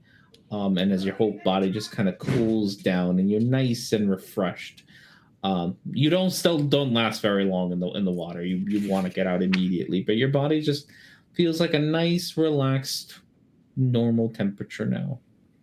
And as you walk, you make your way out of the ice water. You see Etsley mimic you, take a cannonball, go in. You see her whole. No, I would have just walked in slowly. You want to walk in slowly? That's fine. You can walk in. The same way I would have done with the other bath. All right. She's more chill in her approach to pain. She's more chill. So she walks in slowly. You see her slowly get in, and once the water is up to like her shoulders, and you only see her head. You see her eyes kind of glass over and just like head first into the water and faint. Before, yeah, just hell yeah, whoosh, just out cold. She's not moving. She's just cold. So Felix just reaches down, grabs her by the hair, and pulls her out so she can breathe. Hell yeah. She's just out. She's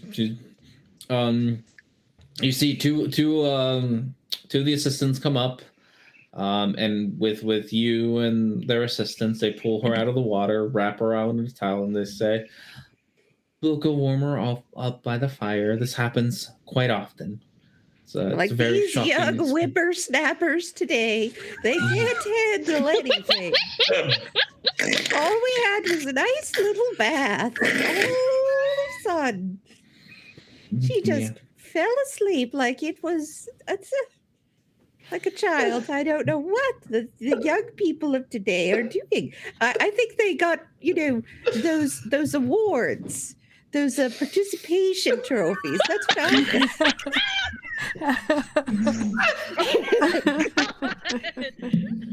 That's the problem of society today.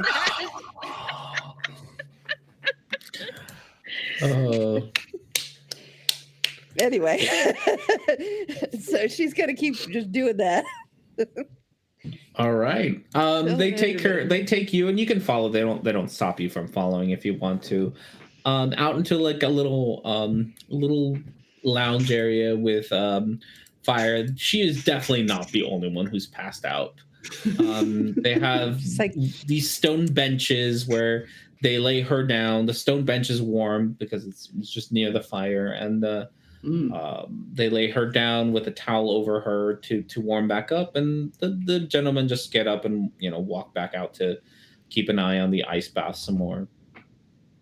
But there's just people kind of hanging around, warming themselves up. As people warm up and wake up, they wrap their towels around them and get closer to the fire.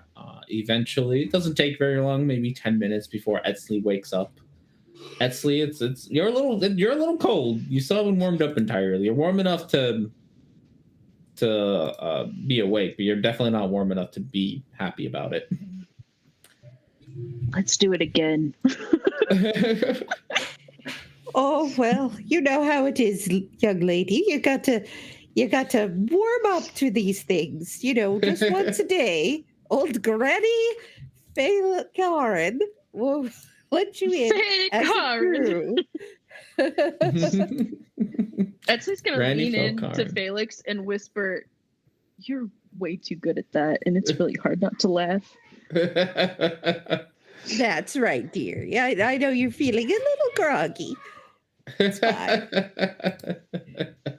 Esley's just going to do her best poker face. Where's Tiaho? Let's find the others. Yeah. Tiaho did not go into the ice bath. She's just like, no. She saw Etsley faint and was just like, no, not doing it. Hard pass. hard pass on that.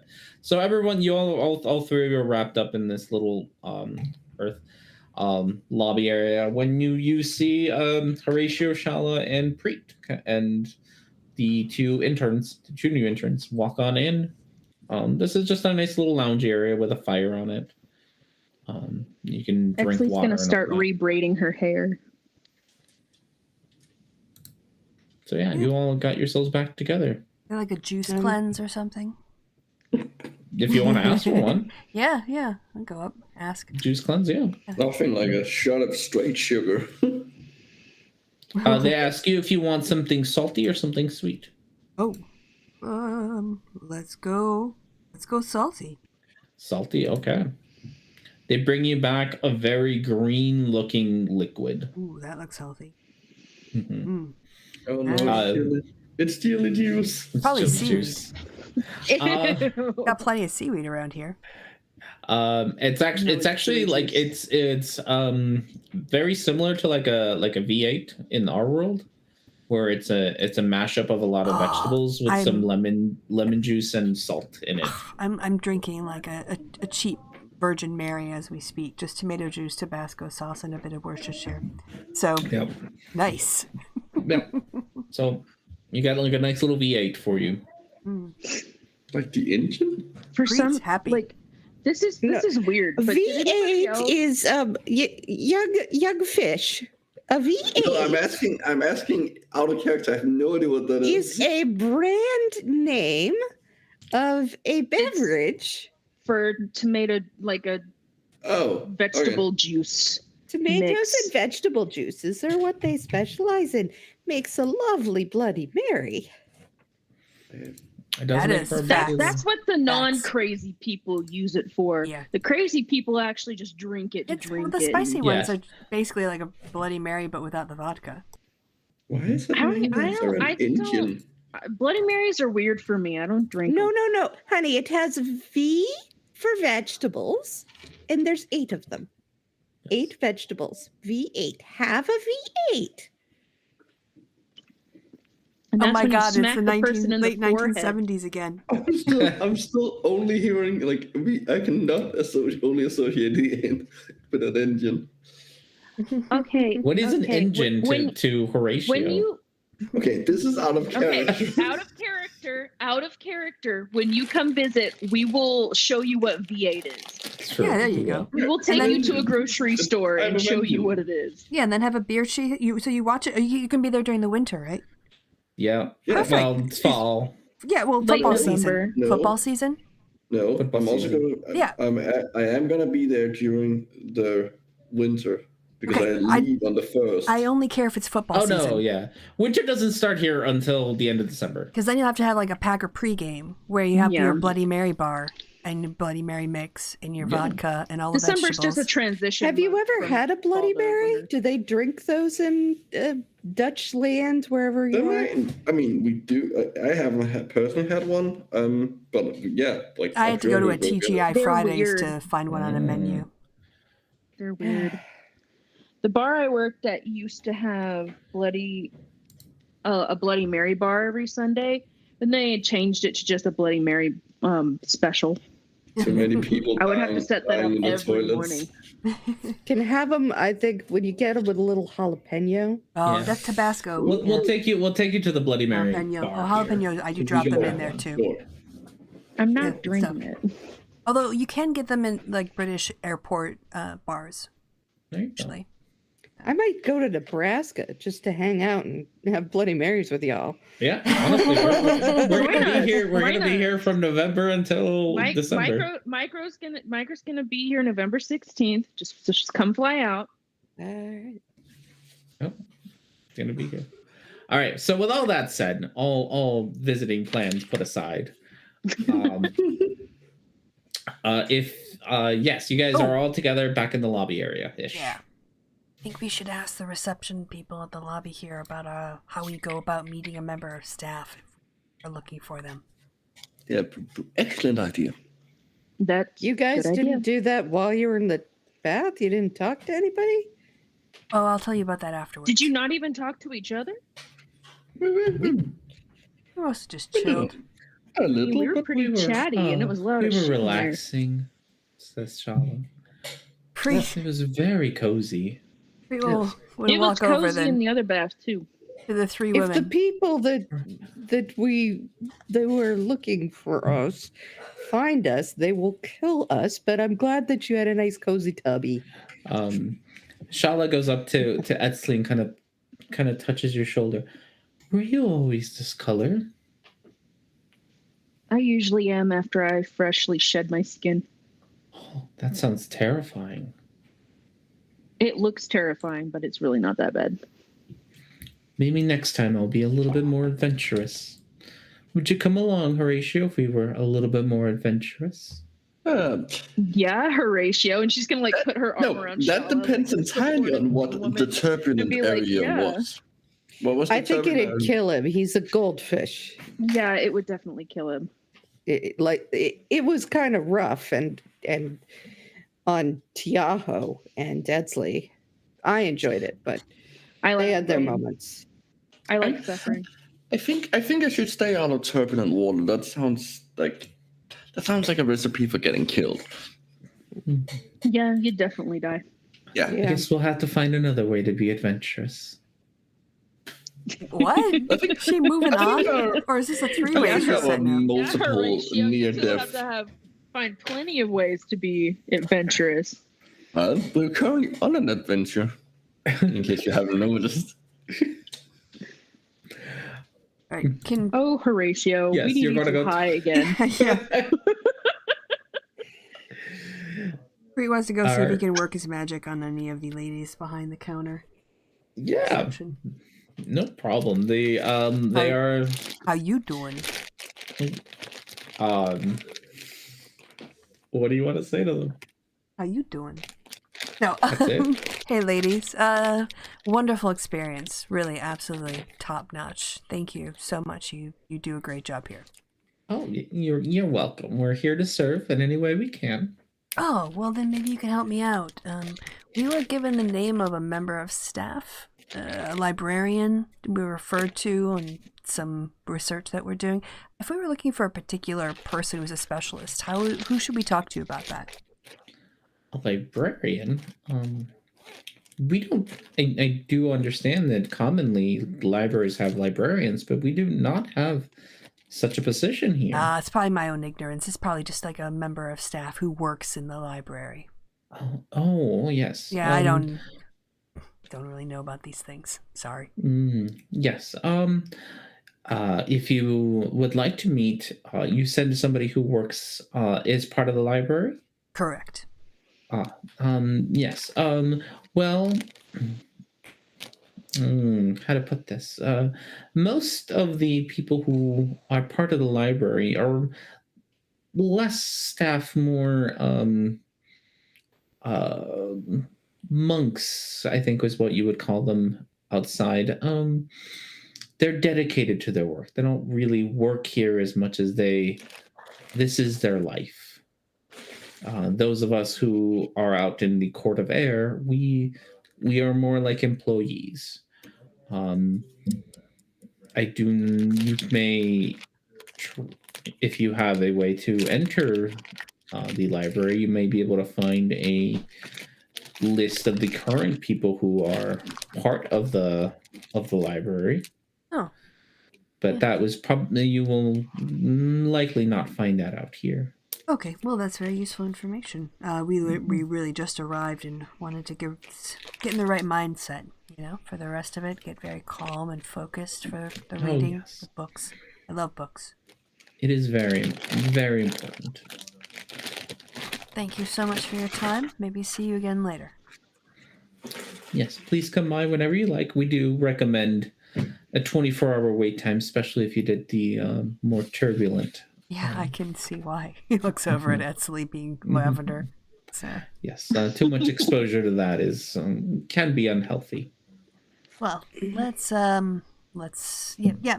Thank you, and he'll head back over to the party and kind of encourage them to leave the building before he shares what he's learned, both from them and also by casing the bathhouse and who looked like they were there. So we will have to go into the library to find her. And there's definitely people who look like mercenaries or at least frontline soldiers mixed in with the private security. That makes sense.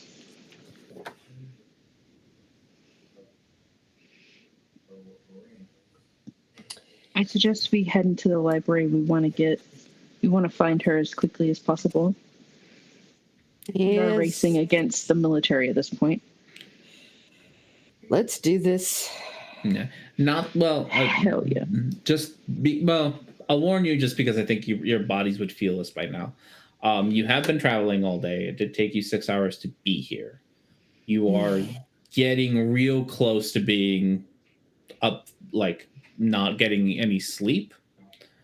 So you'll be fine for now, but a few more hours and you're going to start getting into exhaustion territory. So maybe the House of Rest and go fresh in the morning?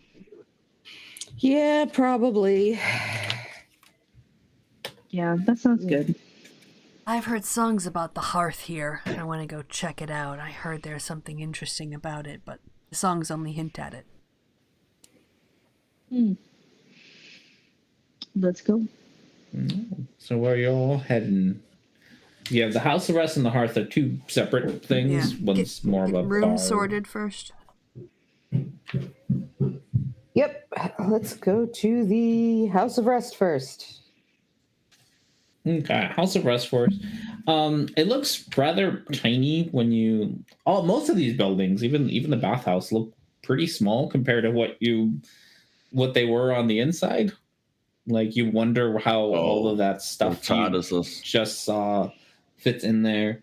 And the same thing is true of the House of Rest. You walk in and the lobby is just one room. It's got a few places to sit, but for the most part, it's just a single room with a door at the back end, like just one door, and that's it. There aren't multiple doors going anywhere or extra hallways. It's just a room and a door and a desk with a gnomish woman with the green and gold set up as before.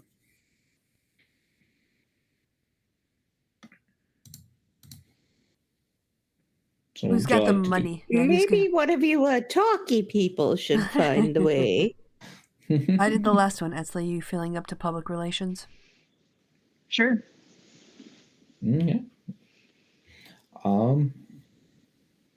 As you approach, the gnomish woman she's reading a book, closes it, and looks up and says, "Oh, why, welcome to the House of Rest. How many of you will be staying?" How many of us is there again? 8? 8. There's 8 of us. Very well. Would you like how would you like to split up your rooms? Would you like 8 separate rooms? Would you like shared rooms? She's going to look over at Felix. I like the idea of shared rooms. Yes, let's be cozy. Yeah, let's not split up. Let's do shared rooms. Shared rooms. Well, we can split up rooms as however you would like. Some folks do enjoy a very large room. There are no real beds in those rooms, just a lot of pillows. And I do know that there's a group of tabaxis who come around and truly enjoy that. Well, we would like a little bed, if that's all right. Maybe we could do I don't 4 need a and bed. 4. You know, you always put yourself first, and you don't think about what others need. No. I got you obviously get a bed. I'm just saying. Okay, while they're me. arguing, we would like 2 rooms, 4 people per room. Very well. Would you like those rooms connected? Yes, please. All right. We will set you up for a suite. It will be 2 rooms with a living space connecting the 2. And she kind of does a little bit of writing directly onto the desk. Like her quill just writes onto the desk the dimensions that you have given her. She does a little tap on the desk, and all the words that she typed kind of disappear. She then reaches into a drawer on the desk and pulls out a key. Hands it to you, Etsley, and she says, "Your room will be right through there. You will receive your bill at the end of your stay, depending on Okay, thank you. expenses and whatnot." Yeah, Thank you. Just use the key on that door. And she's gonna wave her friends over and go use the key. As you use the key on the door and open it opens up to a nice wide living space. It's got a rather than having like a fireplace, it seems to have like a fire pit in the middle with like a big round couch surrounding it. And then you see three doors kind of in this living space.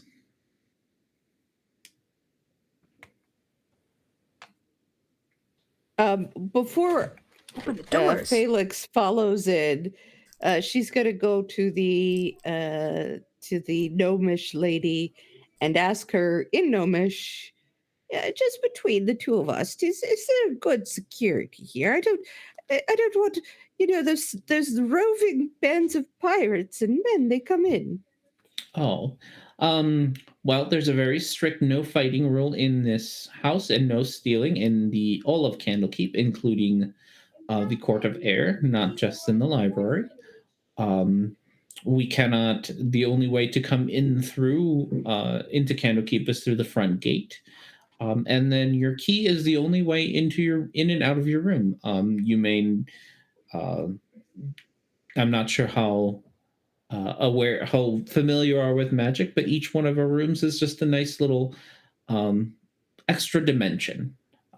Good. Yes. Yeah, not at all. I don't understand how any of that works, Yes. but that's fine. I just saw these soldiers around, and soldiers, they're very uncouth. Oh yes. You I must hate be that word. You must be talking about the liaison from Leonis. They are here on. They're here quite often. More recently, but they have always been on their best behavior. Oh, okay, good. As long as people are watching them, a lady of my advanced years likes to get plenty of rest. Oh, you will get all the rest that you need here, ma'am. Thank you, dear. And have yourself a good night. Thank you. I will do. Thanks. Nice little girl, isn't she? As if she's walking away. Yeah. You all can comfortably fit inside the living room.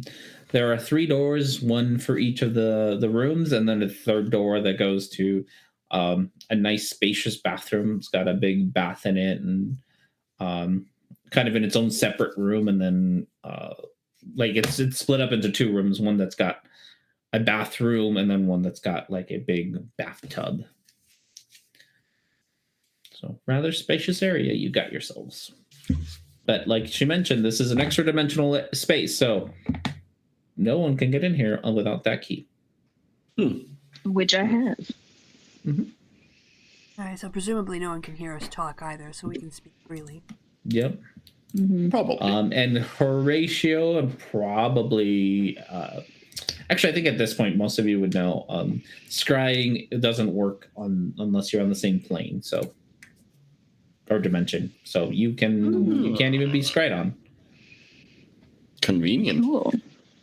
What about my stone? If you try, you get nothing out of it. You have to pay extra. Yeah. Like when you get to another You get a little country ding. yourself. You are no longer in the same plane as the person you're calling. Roaming charges. You will be charged. Yeah. The person you're calling is on a different plane. Would you like to leave a message after the tone? Yeah, you are. Yeah, this is the most privacy you'll probably have ever. All right, so what do people want to do? They want to go down the hearth and have some drinks and try to talk to people who are here, or you want to go to bed, get some rest, start fresh and early in the morning? We have been traveling all day. I'm quite tired after. I'm quite tired, to be honest. Let's have a rest, and then we will go talk to probably just the front desk, and ask for this blog person. Yeah, I think that should be the strategy, the plan. What do others want to do? Well, I would be happy to go out and around, but people are looking for me around here. I think it's best if I stay in the extra dimensional space. All right. Well, are you all right if I go down to the hearth and play a few tunes and see if I can get any of these soldiers talking or listening in some drunk conversations? I can go with you as backup if you want. Yeah, somebody should go with. Sure. Yeah. I want to be able to let Claire know that we've made it. You want to just talk to Claire. Come on, let's go. You can talk to your girlfriend. Come on. There you go. Talk to your girlfriend. All right. I'm sorry. I gotta go use the restroom again. Too much tea. I really gotta not drink like a whole pot of tea while I'm right doing before, this. yes. Right before I do this, yeah. Okay. Yeah, fix it in like a whole pot of tea. Yeah, I don't know what to talk about to fill the dead air. Honest. Yeah, me neither. Me neither. Da-da-da-da. Do do do do. Ba-na-na-na. Do do do do Da-doo-doo. Da-doo-doo. Da-doo-doo. do. I still think it's hilarious that it started out in a Swedish porn before it was in the Muppets. That was you guys are weird. Swedes are weird. I think it's a Swedish. That's your No, I think music? sorry. No, I think it's it is. I think it's Italian. Yes, I can't remember the I country, can but believe yes, believe it's Italian that porn. song is originally from a porno, Yeah. and then it suddenly just appeared in the Muppets for some reason. Here's something to distract. Here's Punky. Oh, Yeah, baby. Hello. Say hi, baby. Say hello. Look at those no ears. content screens. She's Look at like, that disgusting creature. Oh, look at that. So Get a gross. big so yawn. cute. So gross. All kinds of cute. Yes. You love Alright. her R&D. Shut up. Oh, we know you do. Yeah, you got caught. No, got lies. Lies. I am always here to slander you. All right, so Preet and Etzli are Yeah. heading down to the hearth. Yes. I'm Okay. going as backup. Oh, I've got my instrument with me. You got your instrument. All right, sounds good. Yeah, the Both of hearth. I am going to use my disguise kit to make myself look more like a drow.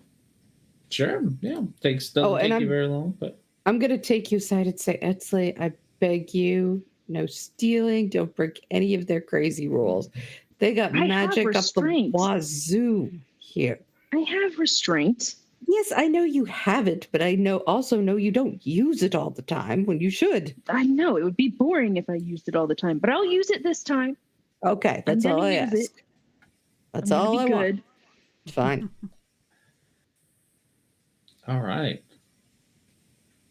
All right. So you got yourselves all set. Two of you are going to go down.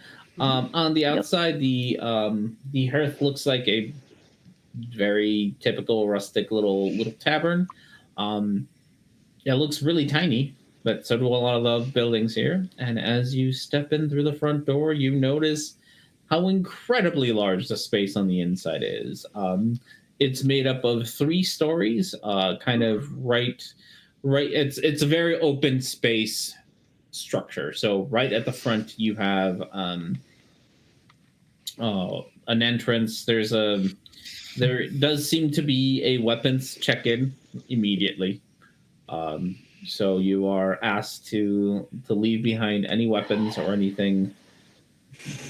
They can be used Dagger. as a weapon. Dagger.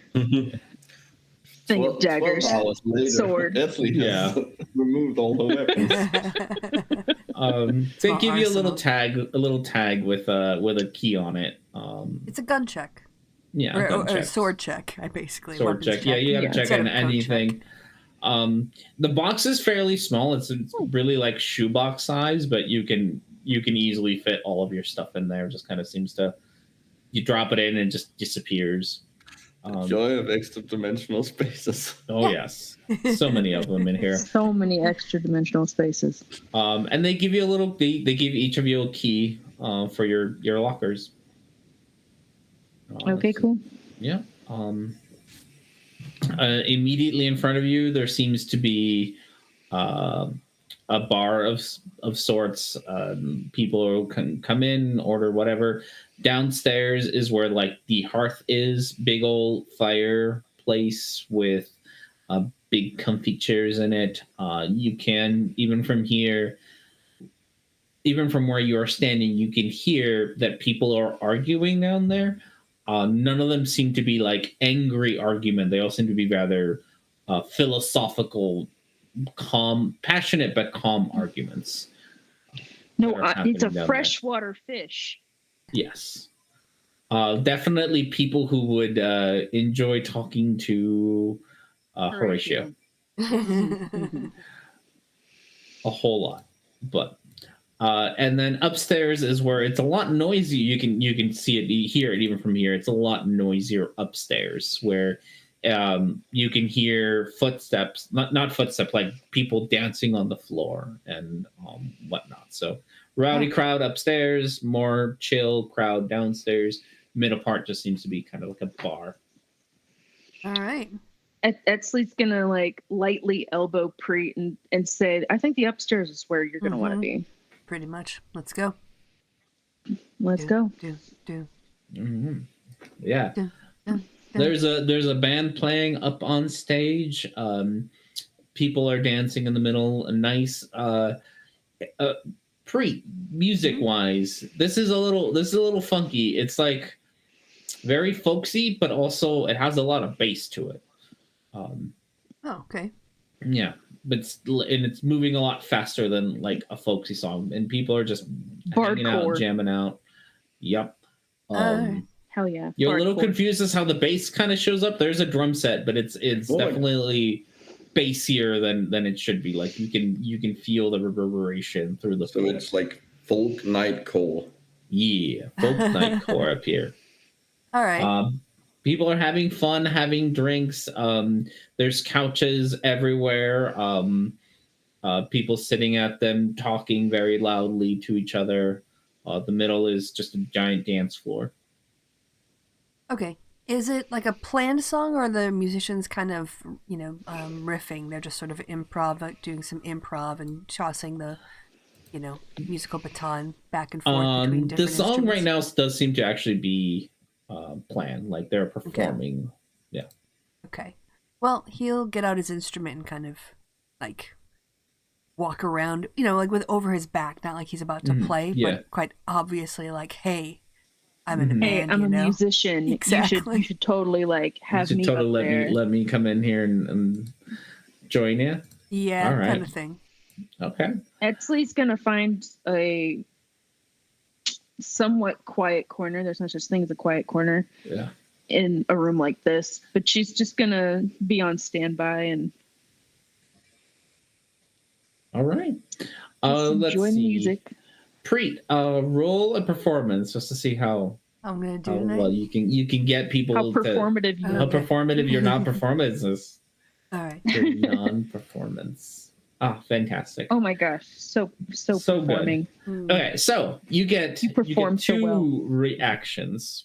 The first and most obvious reaction is that as you're walking around, just striding around with your instrument on your back, you find that as you're walking past people, you get a lot of stray hands kind of touching your arms and trying to kind of like get your attention.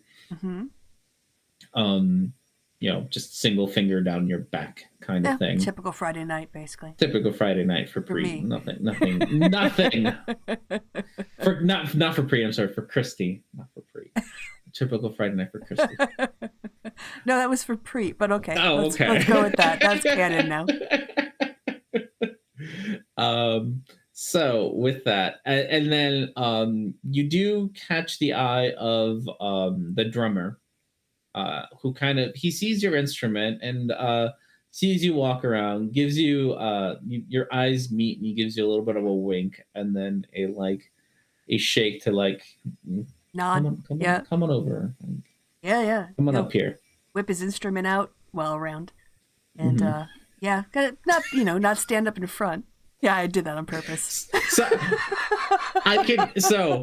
fun thing about this is that because I'm in the same house as Pasta, I can hear her laughing in her room. Even though she's muted here.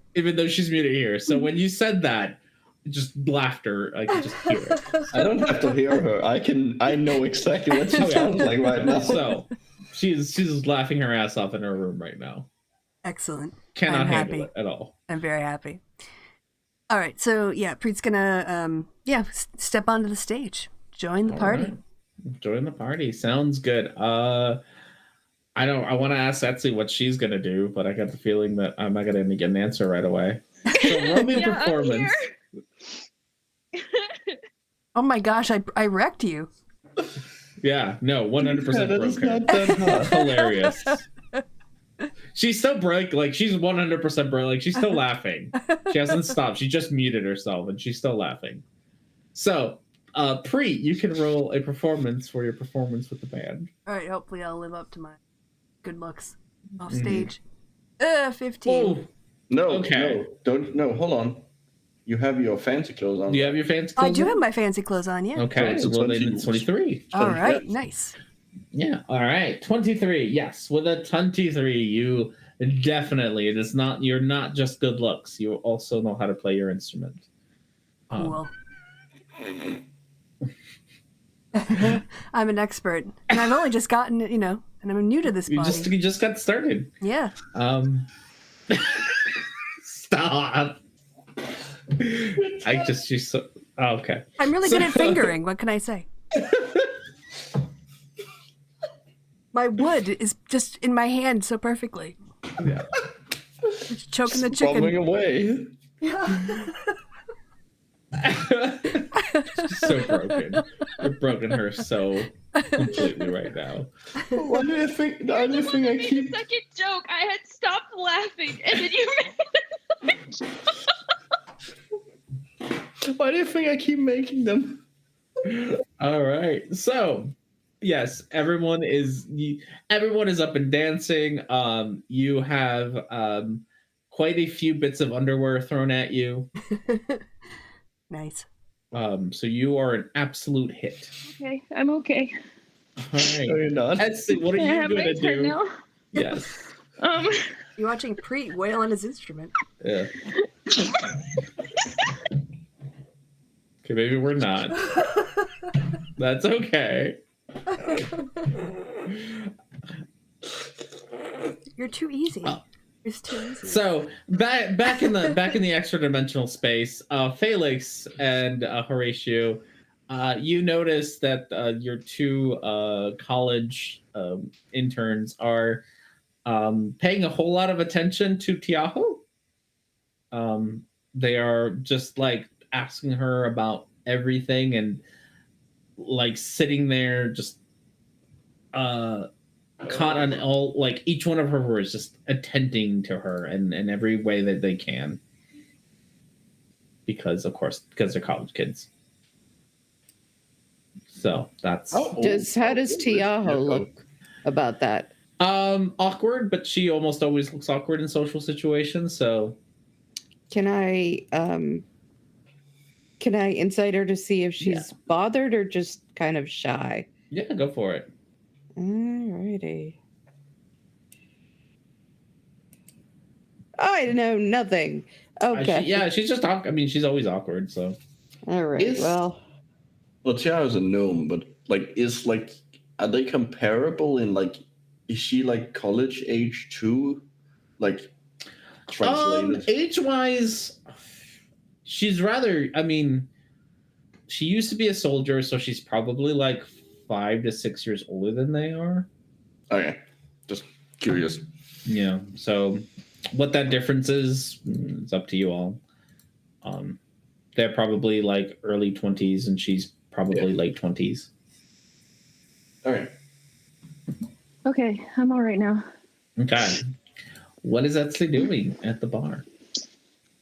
She is going to stand at a distance from everyone and like, woo, cheer her friend on. Mm-hmm. And then after a while, she's going to take out her sending stone, tap twice on it, wait a second, and say, the candle is very bright here. Just like code to let her know that we're here. Mm-hmm. You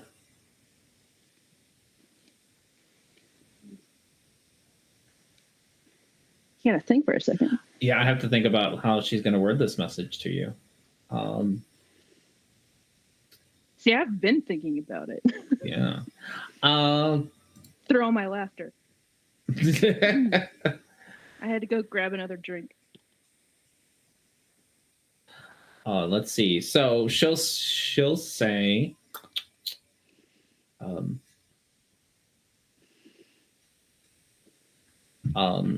careful not to get burnt. There is someone else using that candle to read. And that is what you get.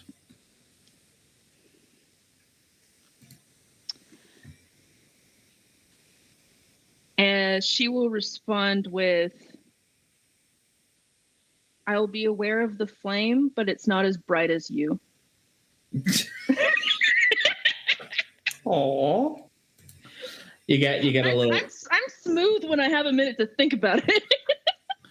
you get a little tap back on the rock on the stone. And then she's gonna put it back in her pocket and like continue enjoying her Preet's music until we need to go get some sleep. Yeah. While you are sitting up here, since you're the one kind of keeping an eye on things, you do notice that there are some rather young-looking men who come up, very nicely dressed, and you would recognize the official like dress clothes of officers in the Leonis military. They have blue and white, very nicely sharp dressed officers, and they come and sit together along with what looks like very young soldiers who almost immediately go out into the dance floor and start dancing and trying to, find themselves somebody to dance with. She's gonna look at Preet and see and just kind of try to tell him with her mind, hey, do you see this? Yeah, do you have telepathy, or is it just her? Can I do a perception check as I'm Yeah, playing? you can do perception. All right, Yeah, see if I notice this. I don't think you do. I think yeah. So Preet does. Preet's scanning the crowd. I have Medallion of Thoughts, so Oh, you do, but that lets you read. I can only detect thoughts. You can only detect thoughts. Yeah. Yes, But um, Preet notices Etsley with this weird furrow in her face, like she's like- staring, like she's trying to move an object with her mind. As soon as they make eye contact, Etsley's going to do this kind of dance where she's kind of like pointing in their direction, but not making it obvious. And Preet's going to see this and use limited telepathy to go, you're being really obvious? What? Like you can send me like an impression or feelings and stuff. It's not like message. A feeling. Or an image or something like that. Oh, I'm gonna send him the image of soldiers and the symbol of Leonis. Right. And the ones that you were weirdly dancing towards or at before? Well, I was doing this weird pointing dance. Okay. In their direction, though, I take it. Yeah. Okay. So what Kind of like that. But she'll switch it up every now and then. But the picture would sort of like have their uniforms and where they are in the bar and stuff. Mm-hmm. Yeah, that's what I'll send you. All right. Preet nods. That's okay. Thanks. Right. So when the band finishes its set,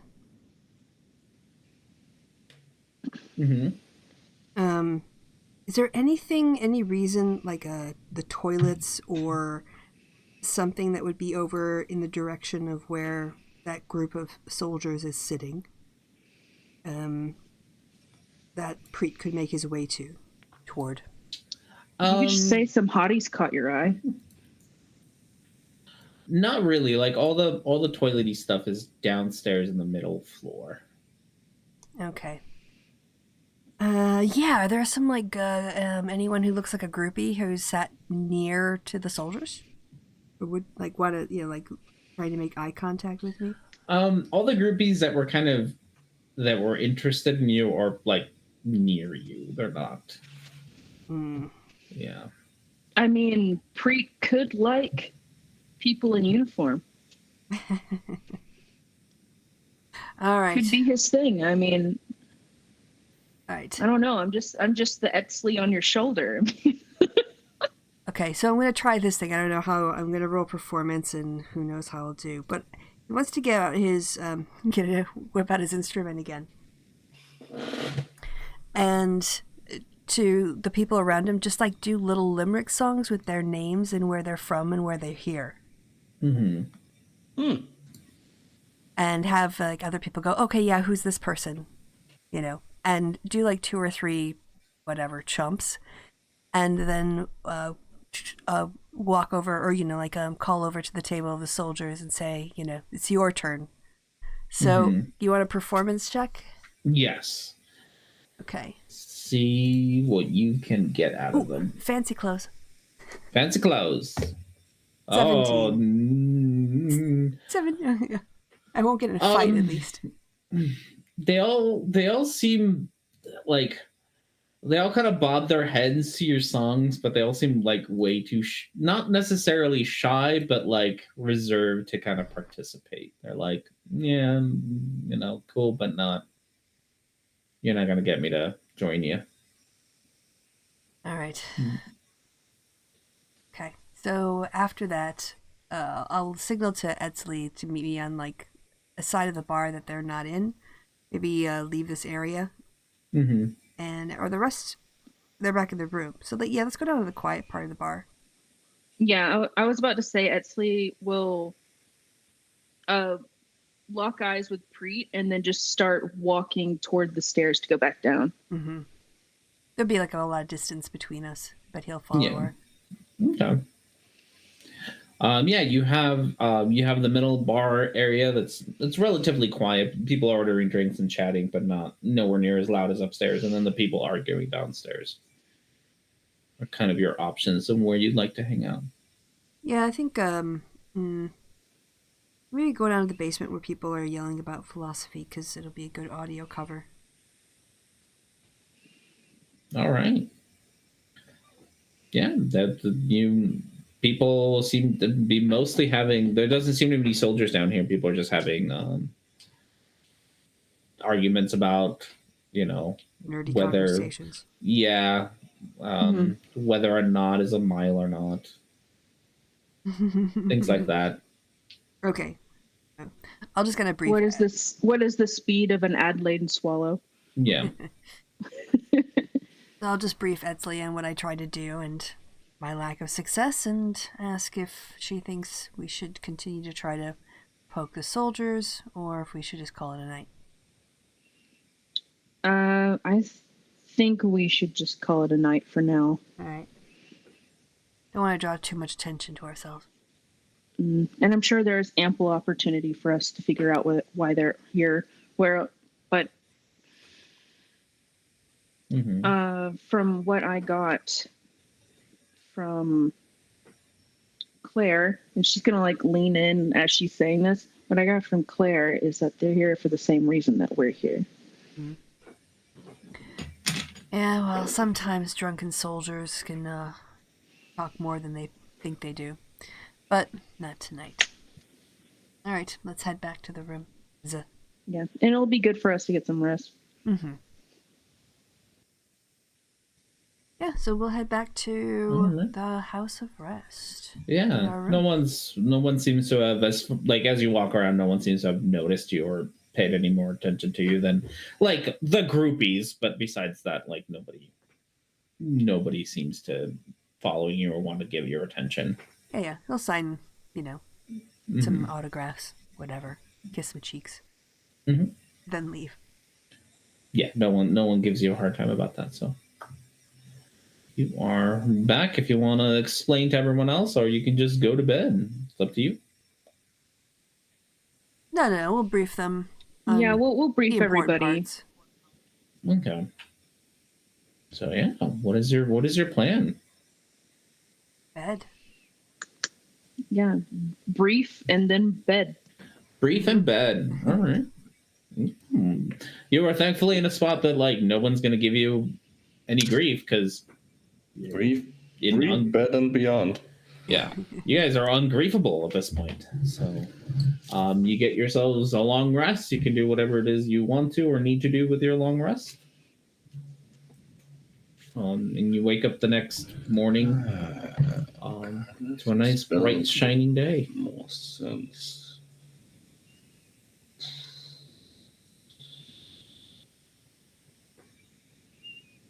All right, what this would is you like where to I do? think we need to get the books out. Yeah. To get our pile All of books right. together. Yep. Get ready to head over to the entrance to the library proper. Okay. Head on over to the Emerald Gate. Cattail. Oh, Sounds good. All right, buddy. This at this time of the day, there is a small line kind of forming at the gate. You don't see any of the soldiers or anything hanging around the gate. That doesn't seem to be kind of their jam at all. But yeah, there's just people, mostly nobles and scholars that trying to get in. You do see some of them have just big old chests worth of books to bring with them and whatnots. The scholars seem to be carrying like scrolls and smaller pieces rather than just trying to bring things in bulk like the nobles are. And get right in line, and as you approach the front, you are met by one of the avowed who asks you what gifts you bring to Candlekeep. Can I, young man, can I ask you a question first? Yes, ma'am. Our offerings, if they are perhaps delicate, I was wondering, do you share with other people who gave what book?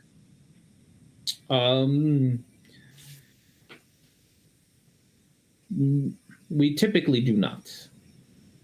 Oh, so, and if I were to give you something anonymously? Yes, we do not need your name. Oh, okay, here. Well, in that case, protect it. It's a very good book. What is the book called again? The Adventures of Felix? The Autobiography and Full Confessions of Felix Velkarin. I do not believe we have this in the library, ma'am. You may come in.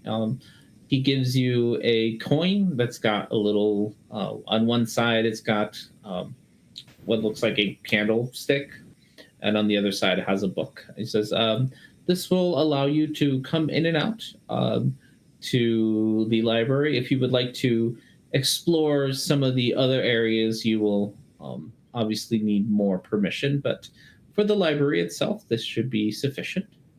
Oh, good. Hey, you're a nice boy. You Thank should you. eat more, dear. You look a little skinny. I love old Felix. Old Felix is the best. All right. And the rest of you? Yes. You got your books? Quick question out of character. Okay, we were all talking about how we had enough books. What did I get? I think you y'all had did your not used want me to up. write down my thing. Yeah, I think you had your. You used a book of something, dexterity, whatever it is, Yes. whatever tome Oh, you yeah, used. Yeah, the ones that yeah, gave us yeah. the ability increase. I Mhm. got the Because you had Tome of 4 of them Smooth at some Talk. point. There I you go. have the Tome of Charisma. Smooth. Okay, Mhm. cool. Yeah. I forgot. Yeah. So you have that book. So I think everyone has enough books to get. Yeah, and we have the map, Underdark maps. Mm-hmm. Which Felix didn't give up. Felix gave up her own autobiography. Yeah. And Yeah, confession. I had the guys, the smart guys copy over those maps, so we still have copies and stuff. Mm-hmm. Yeah. So So if somebody, we got everything copied and bound special. Yeah. Yeah. Yeah. That's- I So you remember guys that can now. give up. Yeah, you guys can give up whatever it is. You'll obviously. I mean, you can't use the books anyway. But you can give up those books. Well, we have one that still can still be used. Yeah. The You can Buns keep- of Steel. Yeah, Buns of Steel. If you want to keep that one. That's what's but the Eric's, yoga one. strength. Yeah. Yeah, the yoga one is good to go. All right. And charisma. Yeah. But we So. won't and need to that's- give up that one. So, Mhm. and I will hand over my an introduction to necromancy. Okay. So with all that, each of you ends up with the same coin. Yay. That kind of gives you. You can just I show will it delete to. my Tome of Smooth Talk. Yeah. You can you can show it to the gatekeeper and he will let you in without having to present a book. This only kind of gives you access to the library. There's a lot of areas in the library, so you don't get access to everything. That makes sense. Oh, I'm looking for an old friend of mine, or maybe it was a young friend. I'm looking for someone. But what was their name, sweetie? I look And at. I'll tell her name, which by me I mean you, R&D. Evie Blogs. Evie Blogs. Oh yes, that's the name. Evie Blocks. She was a very read a lot, or used to. Maybe they did. That is extremely vague, ma'am. But I gave you their name. That is true. I suggest you go to the main library and ask one of the avowed there. They might be able to help you with your research. No, I'm not looking for research. I'm looking for a person. Yes, you may research people here too. Oh. So, what's your name? What is your name, buddy? Lucas. Oh, so if I wanted to research you, I should go into the main library and say I'd like to learn all about my friend Luke. You will find my name on the list of the avowed, along with some of my great accomplishments here. Yes. Oh, good. Yeah, aren't you a sweet little boy? As much of a joy as it is to talk to you, ma'am, I do have many more people who must enter the gate. Come on, Grandma. He was very nice, wasn't he? Yes, Not very he was. Yes, useful, he was though. very nice. Look. To the main I'm library. committing to the bit. We love the bit. The bit is good. We love the bit.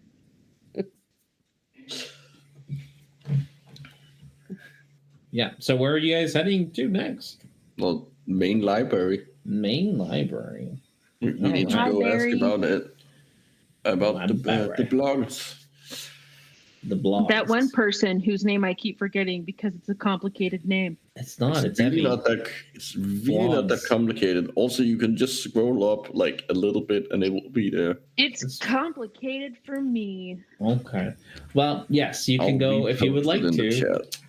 chat. As you enter, the doors of the library, it is You'd been to like you'd been to the library in Charleston.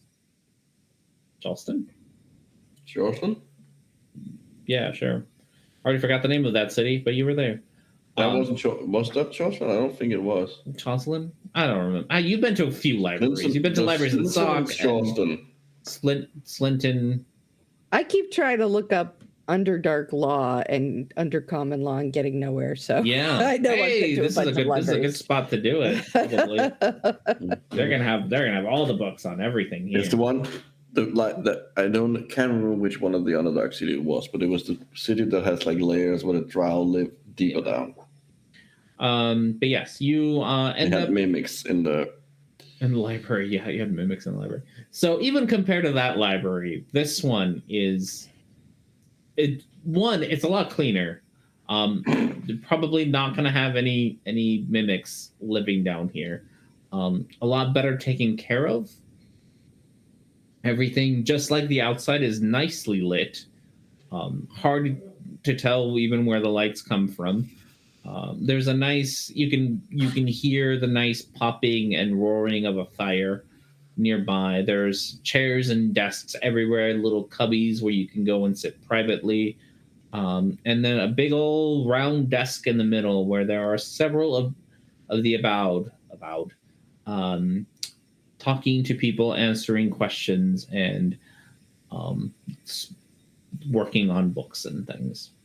Any of our good soldier friends around? Anyone in blue and white? You can roll a perception. I will. I'll be looking too. Yeah, you can. You both can. All right. Horatio, there's humans all look the same. Also, there's a lot of books. There's a lot of humans. There's books. You're distracted. You have better things to do than look for humans. Felix, you're super paranoid all the time. And that's true. And you judge me for it. She's got very good reasons to be paranoid. Oh yeah, no, they're here. There's not a lot of them. You'd probably guess that you see around 10 of them. And they seem to be methodically going through the bookshelves, like one book at a time, opening it, putting it away. Next book, opening it, putting it away. Like they're looking for something. That's going to take a while. I'm like, oh dear. I think they don't know how books work. You're supposed to look at them and then go through all the pages first and then put them back. Somebody should tell them. All right, so is it going to be Etzley or myself going and asking about EV We can blogs? both go. Okay. Yeah. I think that might be the book. She might be the author of the Don't book. say it out loud. Shut your mouth. They can't hear us. I'm whispering to you. Keep talking, and I'm going to reach in that bowl and make sure you can't talk again. I have an idea to word it to make it vague. All right? So we don't assume it's a person. Get caught out. Maybe it's an author. But you want me to follow my lead? Yeah, I'll follow your lead. Right. Head over to the information desk. Mm-hmm. You see a gentleman with a monocle on reading through some scrolls, and as you approach, he looks up at you and says, yes, what can I do for you? Yes, thank you. Well, you see, I'm not really a researcher myself, but I have been tasked with coming to the library to find something. And I don't really understand the topic myself, but I was told that I should look for Evie blogs. Oh, that infernal woman again. Oh, how many times we do not have librarians here? Oh, that woman with the white hair just insisted on finding a librarian. Oh. There are no librarians in Candlekeep. Right. I already told the woman. I already told her that there's no such position here. We are avowed. We're not librarians. I don't think she said anything. I don't think Preet said is anything about a there- librarian. I'm not a it was- white-haired woman he's talking either. about someone. He's talking about someone else, but Yeah. is there someone named Evie Blogs who is here? In the library, like on a shelf. On a shelf. Or Searching for a single name gives me very little. Do you know profession? Where she went to school, city, something. Well, maybe she's a librarian. Let's try there. There is, if you go to section 17D, you will find a catalog of all the libraries in Historia, along with a few catalogs about librarians. Yeah, I just got here like a We- couple hours ago. yeah, we don't know who she is. It's so difficult to work in customer service, right? I'm a bard. I know people are so fickle. She's been here 3 times this week and asked me the same thing every time. Just She here infuriating. now? Oh, yes, she was here about an hour ago. Came right up and asked about Evie Blogs, the librarian. Can I ask a favor? Hmm. Can you not tell her about our conversation just to screw with her? In case we're right. Can I roll persuasion with You advantage? can roll persuasion Yeah, with yeah. advantage. Because he doesn't I'll like lean her. forward and be like, that's the best revenge. I mean, it'll be funny. Alright, let me just find it. Oh,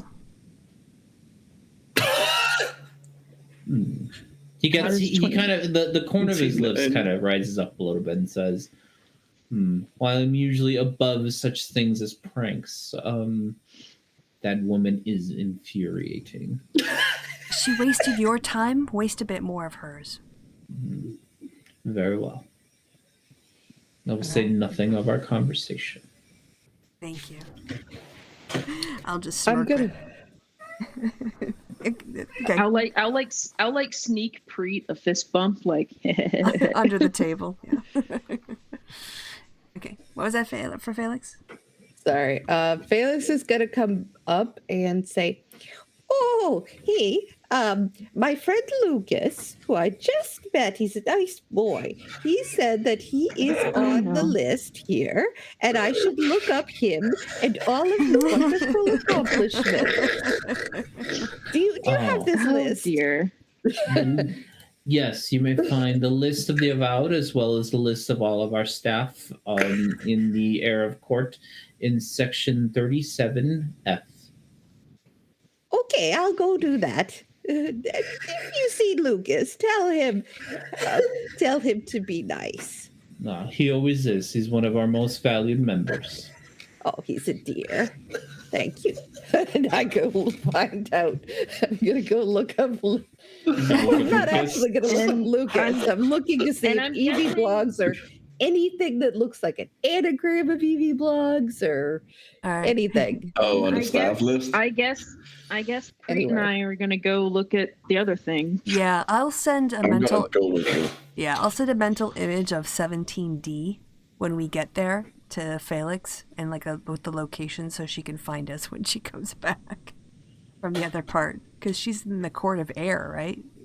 No, she's in the library with you guys. The Court of okay. Air is the big area outside. Yeah, I thought you said that's where he. Yeah, okay. because He's in the 34D. the list, it's the list of staff Of staff. Like And it's that the works list of staff in the and the court. avowed. that works in the, so it's the staff in the Yes. Court of Air. That's what he meant. Hmm. Yeah, the staff for the Court of Air, not. Yeah. It's not out there. Oh, I see. Okay. Yes, it's for the staff that work out there. Okay. Well, she wants to go to 34D. I think we'll still go to 17. No. Hmm. Yeah, we're going to 17D. All right. So, see what we can what are find. you thinking of looking at? Well, obviously, authors would be the most obvious is to just Okay, so the section is on what again? Sorry, I know you just On referenced. it's On all mostly the logs on libraries in libraries Historia and Yeah. somewhere. and And Leonis. Leonis. Okay, well, Some of them. Leonis, obviously, right? And we can Leonis start is- looking at the yeah, E's. I mean, Yes. you just look for And start for there. libraries let's start with E. Yeah, Well, we'll no. start with We're start with the institution and then work down to the staff. Okay. Sure thing. Roll investigation. I'll give You know, someone help. Not brilliant at that. Who has the highest I have a investigation? +10. Yeah, that'd be. I've got Okay, a then plus you 5. do it. It's a good thing you came with us. Yeah, we'll give you It's assistance. literally books. If that's one thing I'm It's good at. literally books. Hmm. And you're helping me? Yep. Okay. 23. 23. Okay, let's see what you You're gonna get. put Hi, better. Hobbs. Oh my goodness, you're so needy.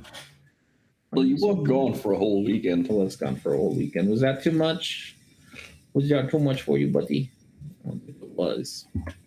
Okay, so you are looking for the E section of library names and library. Yes. People. And preferably something that kind of remotely sounds like and or looks like Eevee Yes. in some way. Okie dokie. So far here, you're not like there's a lot of E names. Emerald Library, the excellent library of Shadow, whatever. But nothing that really has anything Eevee or Vloggy like.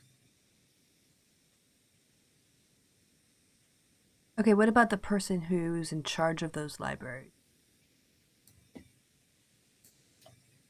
There's specifically E libraries. No. Just like. Yeah, go ahead, Edsley. No, you go ahead. Well, if I'm okay, still trying to finish if the thought. Evie was a in my head. librarian, they would have been a librarian at a library, and maybe in bigger cities, it's a prestigious position, and there would be some sort of record. That would be too easy to find. Well, we should at If it least was rule just- it out. Yeah. I'm thinking if it was just a librarian that worked at a library, they would have found them by now. Well, maybe it's not that So they I'm work starting there to think now. that Evie blogs Maybe when the they librarian is some kind of code. don't you guys like move through time? Possibly a code, but Not willingly. well, but maybe Evie was somehow connected to something that happened. I think we should at least just rule it out. See if we can just find the name. Yeah. And then we can work on anagrams or something else. Yeah. So yeah, search.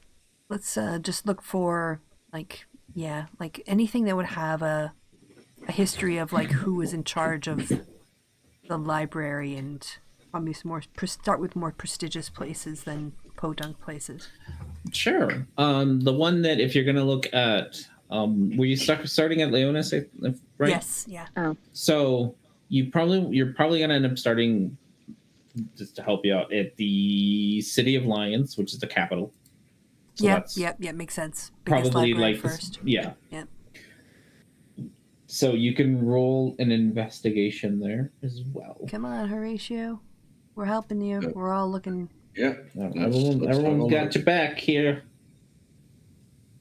23 again. I keep 23 rolling again. one lower than. You don't see any EV vlogs, but here you do see the name Vlog come out. The last name Vlog, All right. but not the first name Evie. So there is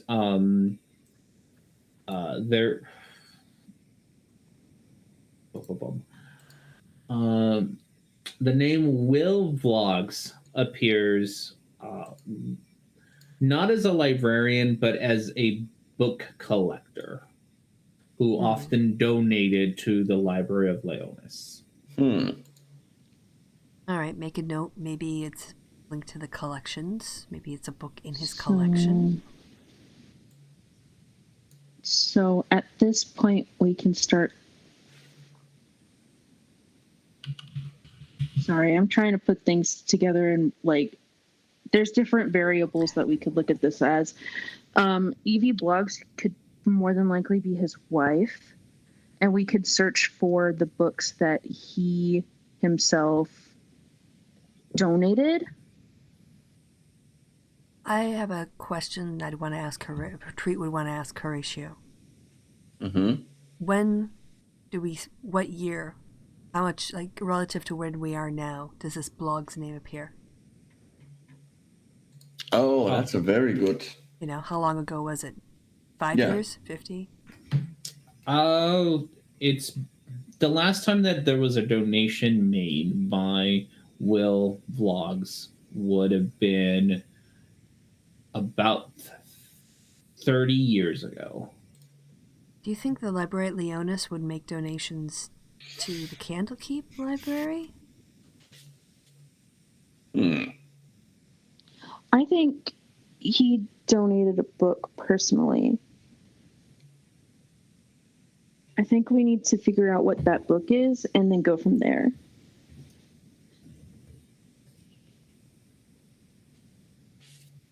Well, this is donated to a library in the city of Lions. Correct? So he didn't. Yeah. Yes, the City of Lions. But that's why I was wondering if there's a connection between their library and this one. Like, do they house collections of people who they don't keep anymore, but they've been inherited by the library or something? So 30 years ago, this name comes up. Anything else, like a title?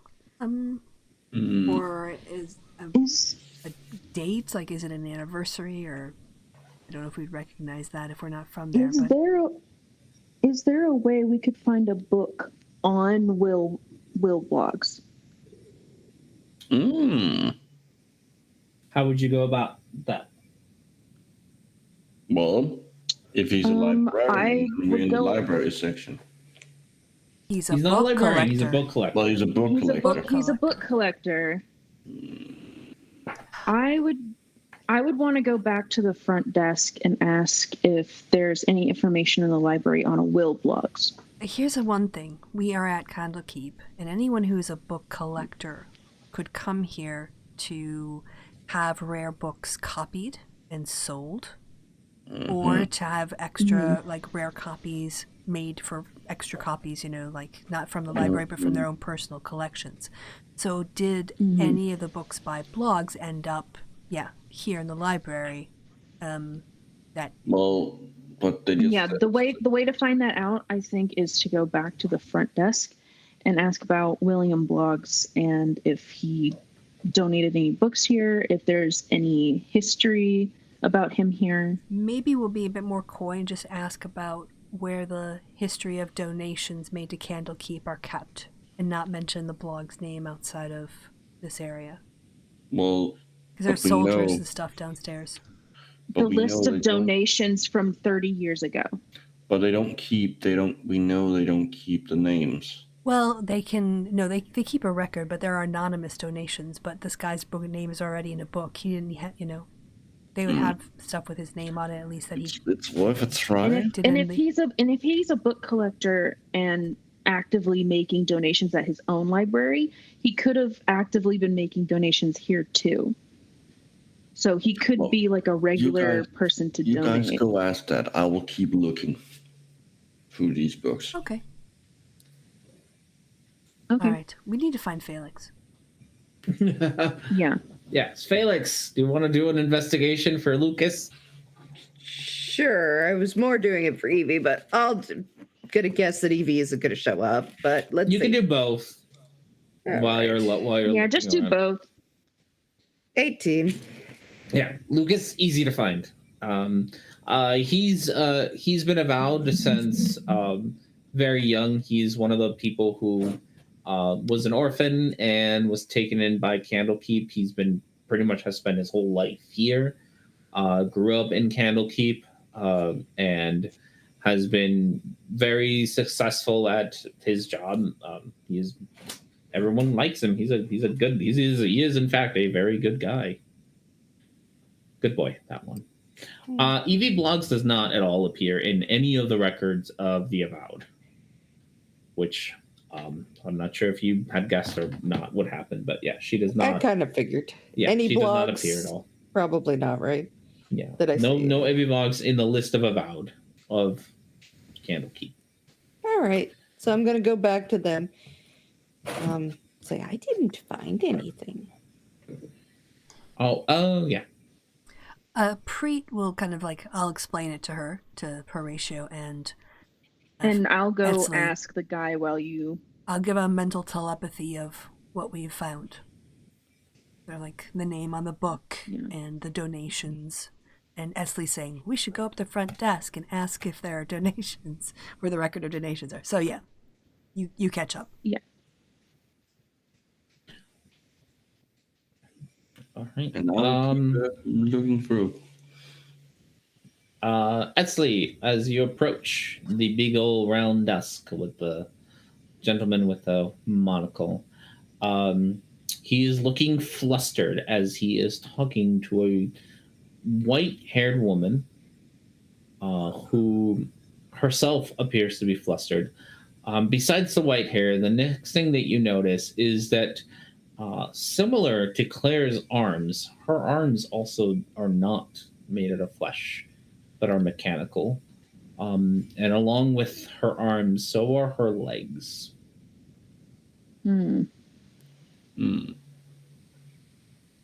And as you kind of approach closer, you can hear the monocle man, again, very frustrated, say, I have told you multiple times, we do not have librarians here. They do not work here. We are avowed, and if you keep taking this tone of voice with me, we will escort you out. I do not care if you are a liaison from Leonis. Your behavior is, frankly, getting out of hand. To which the woman in white hair storms off and goes back to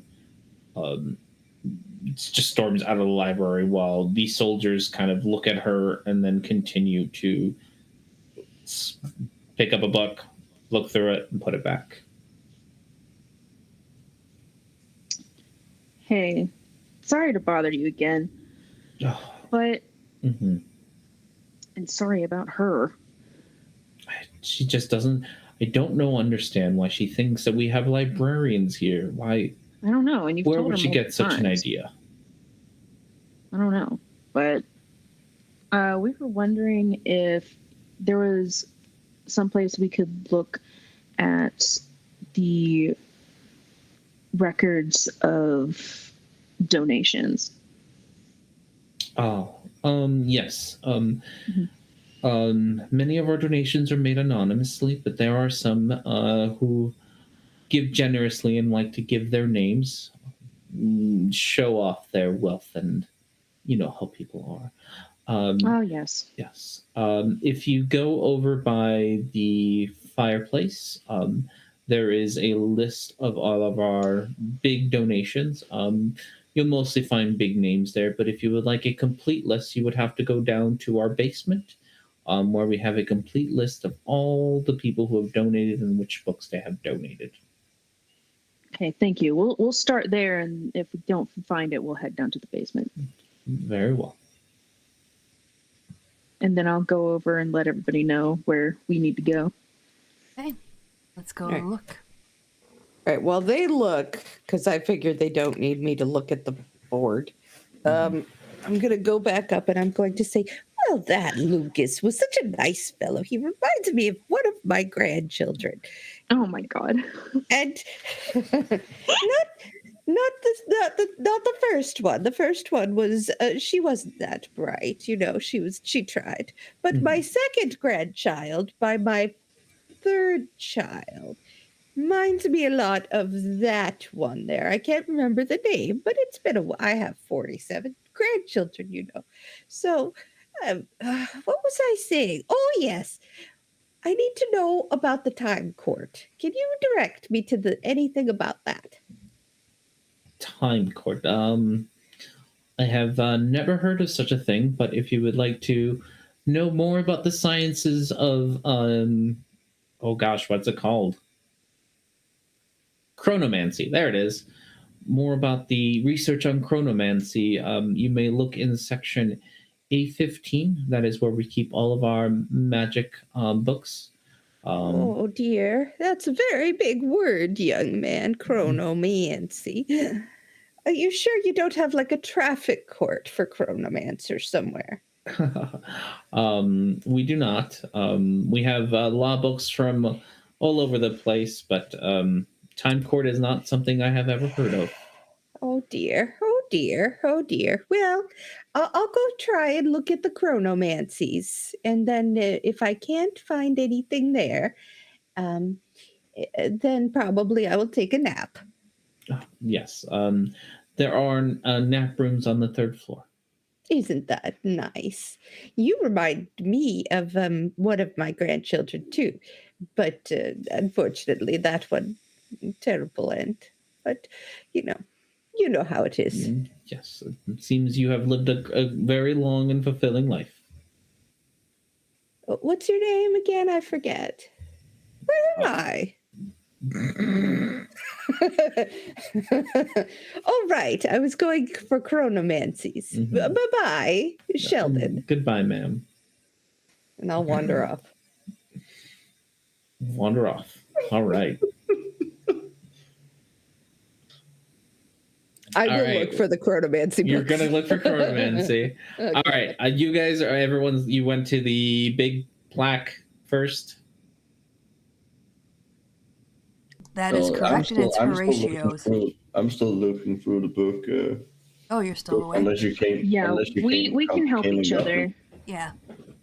Teamwork. If someone came and got me, and I would definitely be there. And yeah.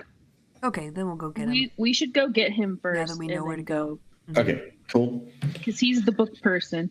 Well, I will have a look through the plaque with someone's help, I assume. Mm-hmm. Yeah, we're both helping you.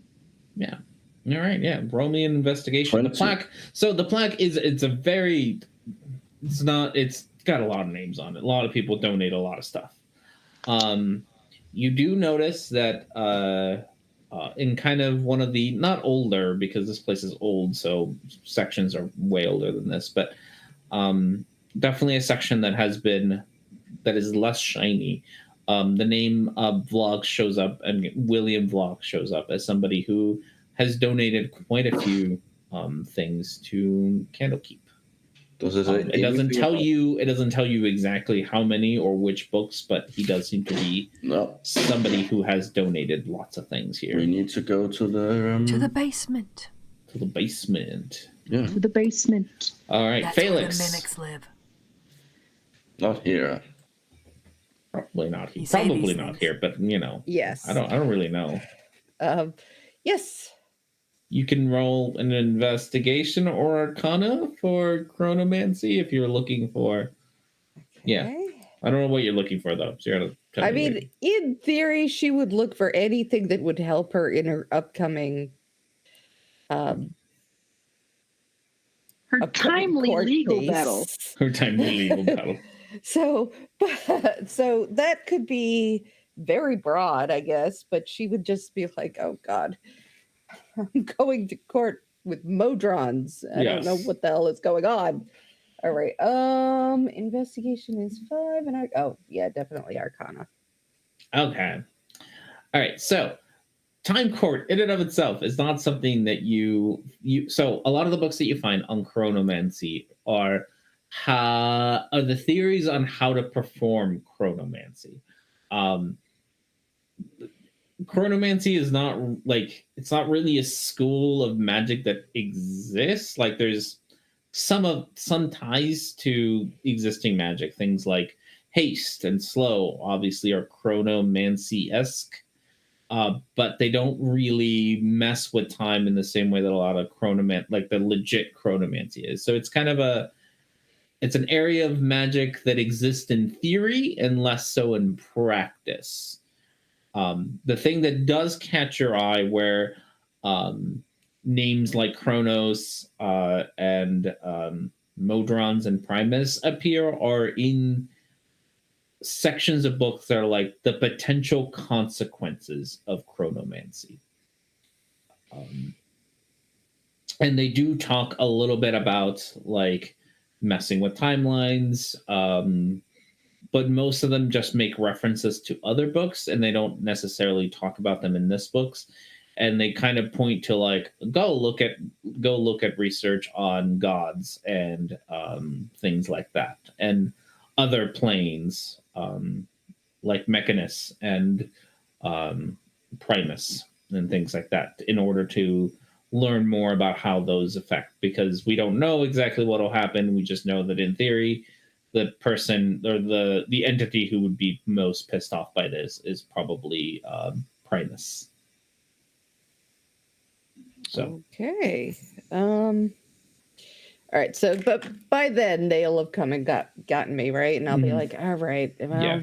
So this is taking you a very, like, we're skipping ahead, but this is taking you hours of research, because you're not just skimming through a book and finding it. That's fair. Yeah. So you guys are spending hours in here searching. You notice the soldiers kind of keep on their regular pace. But they come and get you, and as you walk right past, because you guys are heading to the basement, right? Mm-hmm. Yeah. As you walk past the big old desk, you do see the white-haired woman pacing in the middle of the library, clearly very upset. Felix, you, I think, are the only one who has ever seen it in this arrangement of people. Seen her. Remember forever ago that woman who captured Menhir? Oh no. Yeah. Yep, that's her. That's Morgan in the robot flesh. Oh. Well, really, she's more of a cyborg. Yes, robot flesh. Well, I'm just Cyborg. gonna keep going as like I didn't notice a damn thing. Yeah. Because she might be a cyborg, but Phaedus is a slyborg.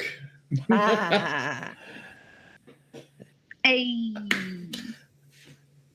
I'm gonna be here all week. Oh, Very waitress. All right. So yes, I'm just gonna keep walking by. Once we get closer to the basement, I'll be like, that was Morgan.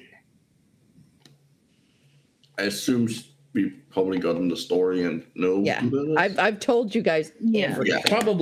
probably in drunken rants about Morgan and how Yeah. awful she is. Yeah, we definitely need to find it. Find what we're And then looking for get before the they hell do. out of here. And no fighting.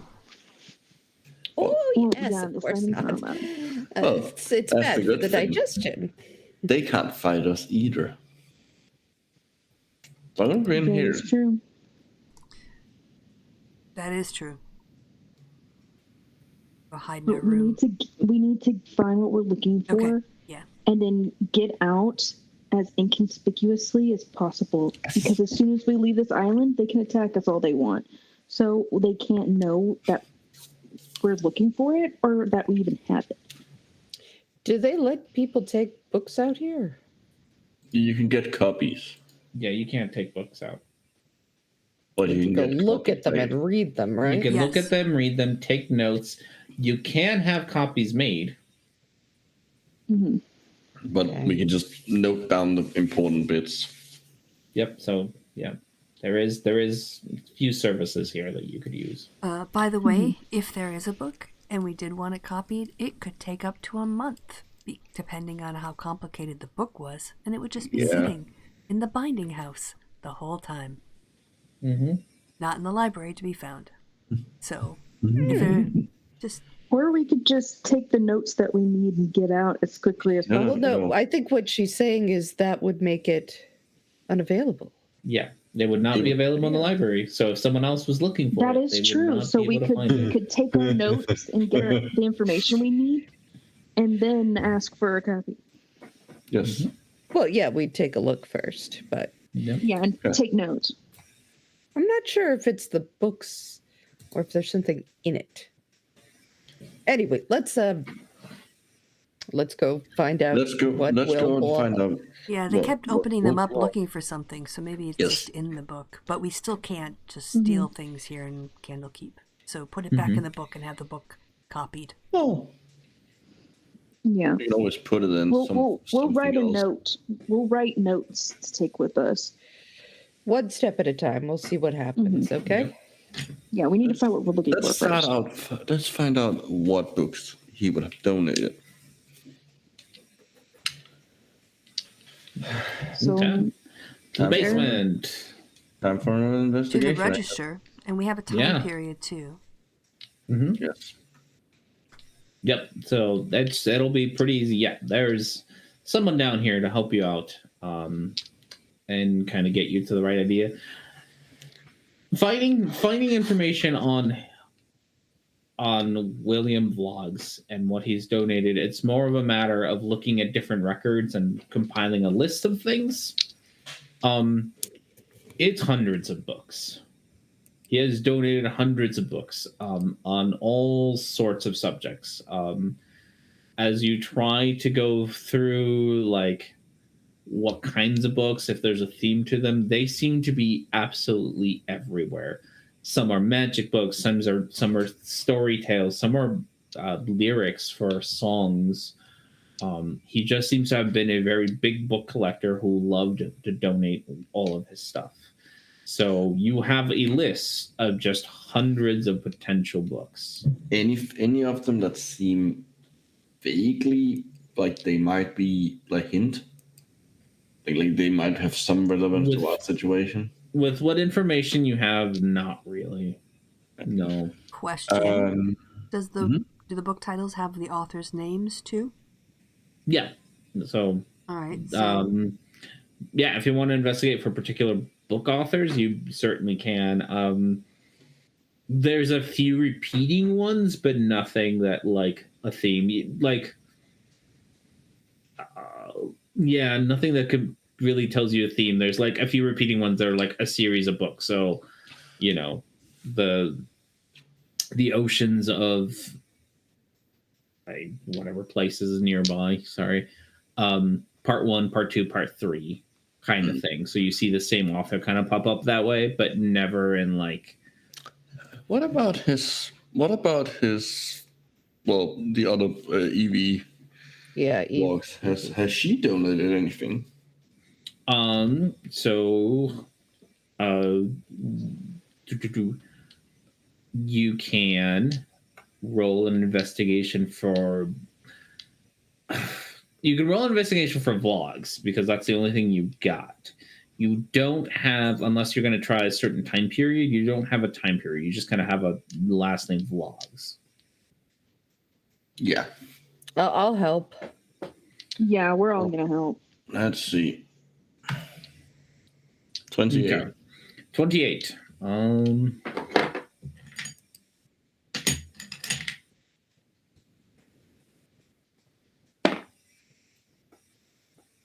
Okay.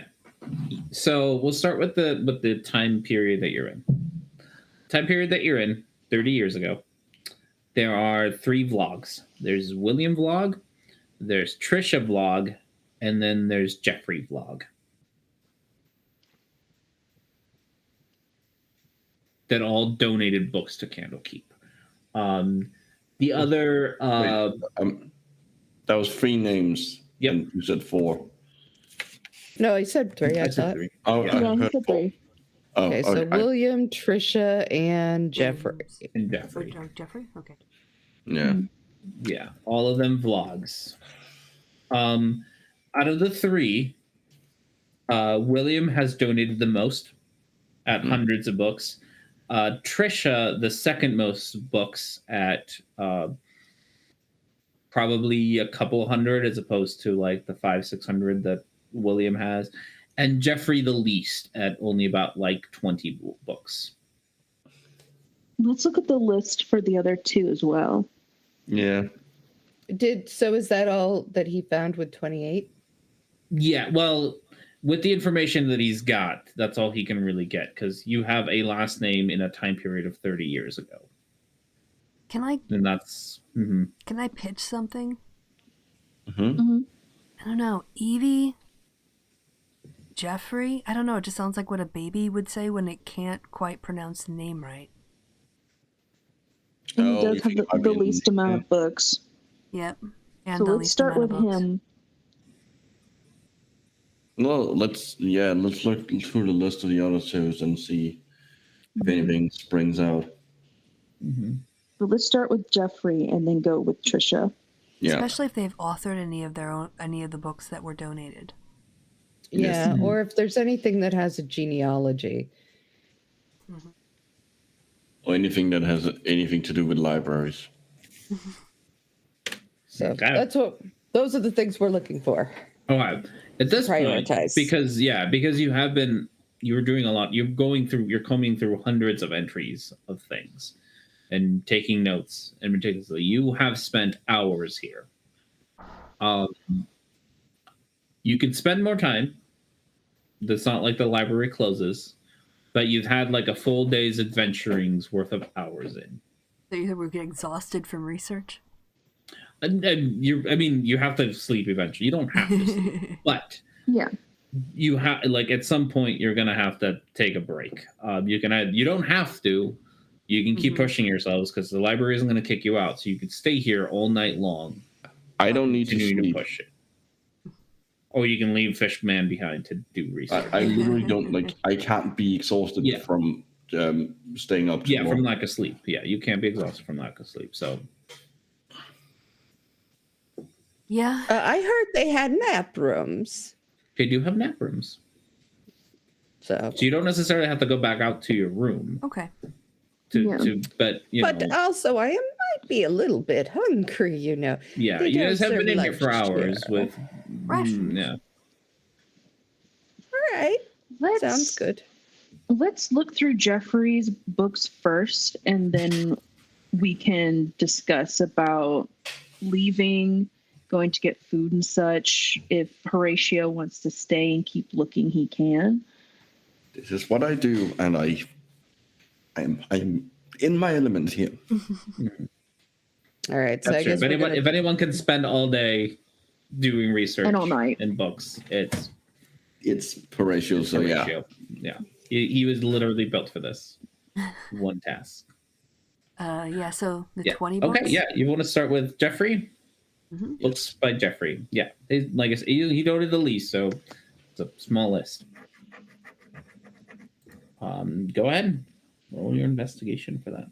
See what comes up. 21. You won. Okay. The very obvious first pattern is there's like 5 books that don't stand out at all. They're just random books. Unlike the other list of books, some of these are rather not garbagey books, because the books aren't garbage, but they're not as high class as the ones that you saw that William Block. Oh, it's like Pulp Fiction and stuff. Not just that, like some of them are like cookbooks, like self-help books, More popular. trashy literature. novel books, kind of thing. And then the other 15 are like they're books specifically about the Vlogs family. Oh. Like genealogies, history books, things like that seem like very specifically about the Vlogs family. That seems like something we should definitely check out. Maybe there's an Eevee. Ding, ding, ding. Let's get those. So you have about 15 books to look through. That's So fine. I'll jot down those books. Yeah, I will note down the names of those books, and I will go find them, and I will go have a look. And we'll go to sleep while you look through 15 books. Yep. Yeah, Okay. we'll go eat. Go eat and sleep. Well, I have fish food on me at all times. Yeah. All right. So, yeah, it's gonna take just hours to gather everything and go through it. So this is just gonna be a long and tedious That's task. fine. As these things It'll be a long night. be a long night. Roll me your investigation. Since no one's helping you, you're not going to get advantage on this one. Well, I could at least help him find the books, and then he can go through them. The finding's the easy part because he knows the name. I have the names. Actually Yeah. going through them, and finding It's fine. a pattern or I'll just whatever. do it. And plus, he normal. can just go Alright. through them, and then when we get back, we can help him, I can give him some go bardic through it again. inspiration for the first 10 minutes. He did fantastic on his own. Yeah. Yeah. 6. Okay. Okay. So you all take your nice long nap. And after nice long rest nap, is that what we're doing? Mm-hmm. Long rest nap. Okay. 8 hours. Perfect. 8 hours of Horatio looking at books. Might as well. 8 hours of Horatio being in heaven. Being in heaven, looking through books. Okay. So, like I said, a lot of these are related to blogs stuff. Some of them are inventories of goods. The Vlogs family, as you have found out, was a noble family. There is a nobles family. You're not sure of that part. And so they did a lot of trading. They had a lot of inventory. What you find is autobiographies from older vlogs, and things like that, and then a genealogy that stops because it was written because of the year that it was written. It stops at Trisha, William, and Jeffrey. Mm-hmm.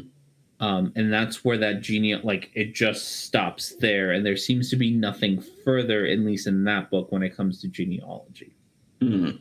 So looking at the books that were donated, you find that there is kind of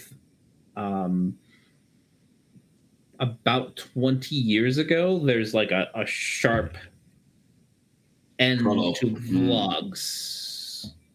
Like it just, as far as these books, like you can't find anything more in these books that's more recent than 20 years ago. And no mention of anyone by the name we're looking for. No, it just stops there. So there's probably another I think the name. genealogy. For I think the name. people. I think the name that we were given was just to get us onto that last name. And No, I the think name Evie is like a misnomer of sorts. I tend to disagree. I think we need to find out what happened to the blogs 20 years ago. Yes, we need to. Yeah, but I'm just saying that Evie blogs could have just been a hint, just like librarian could have been a hint to look at libraries and stuff. I would like to go and have a look at the at that later period, like what's been donated there. If there's anyone has that donated with that last name has donated in the later years. Like in the last 20 years? it would be good to look through In the Trisha's last books 20 years, too. yeah. Yes. Okay. So, you guys are awake. This is after 8 hours. So, are you guys going to help him go through the last 20 years and vlogs? Okay. Last 20 years and vlogs.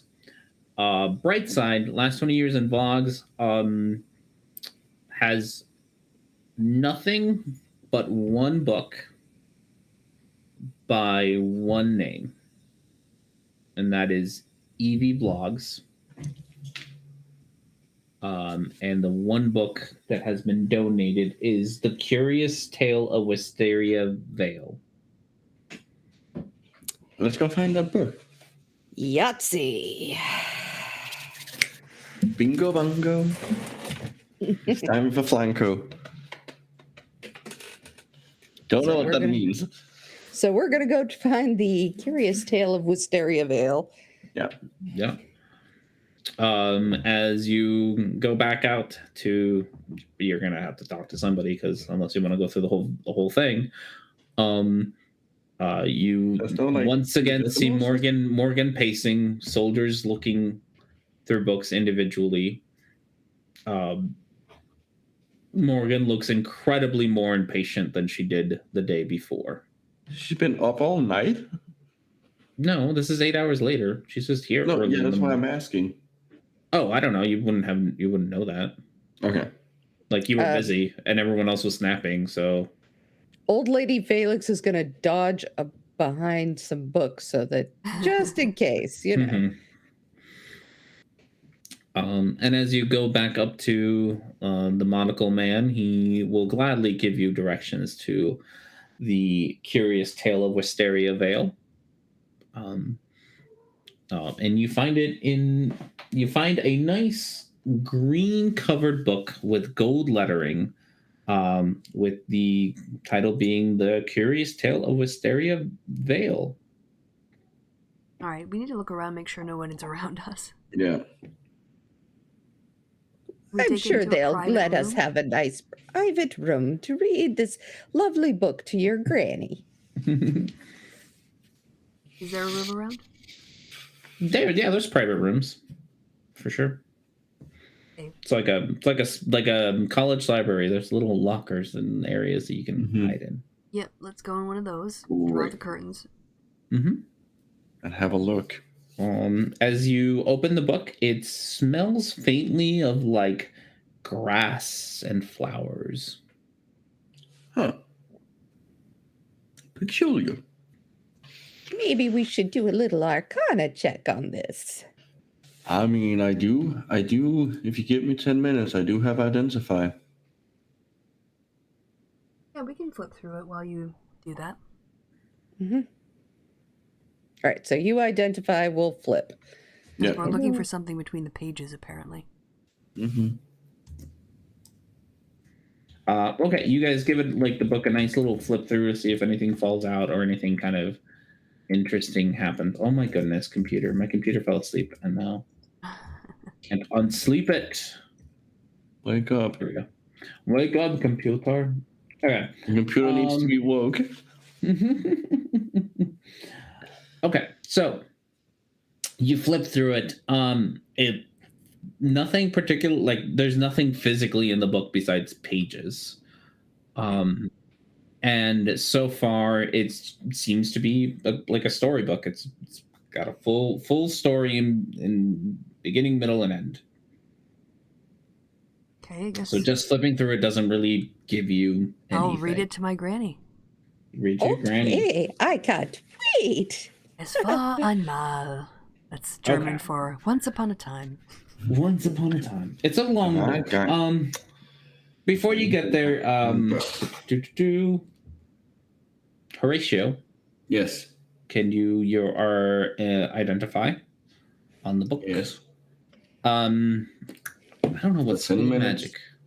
Yeah, 10 minutes.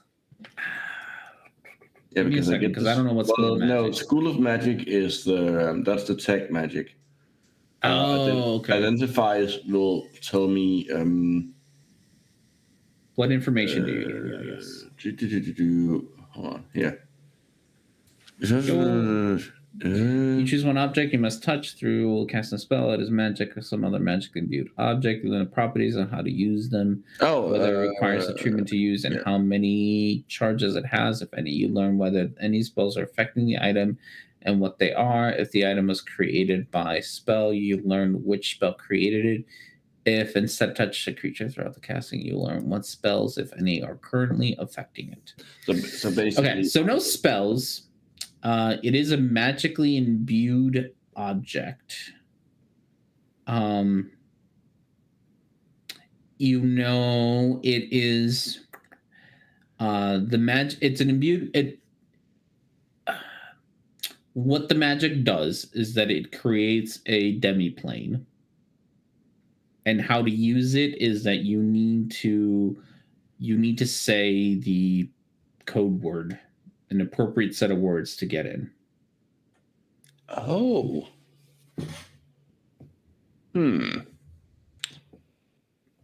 I bet those code words are in the book itself.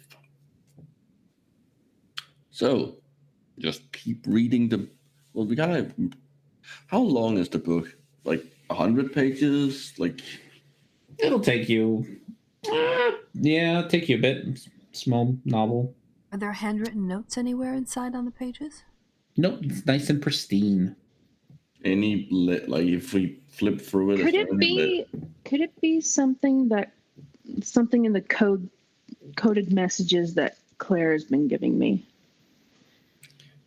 I doubt it. I'm wondering if it's, I don't want to say the word because I don't know what's going to happen. I think we should agree to it, but maybe What if it's the word of the profession everyone is looking that's for. what I was thinking? Get out of my head.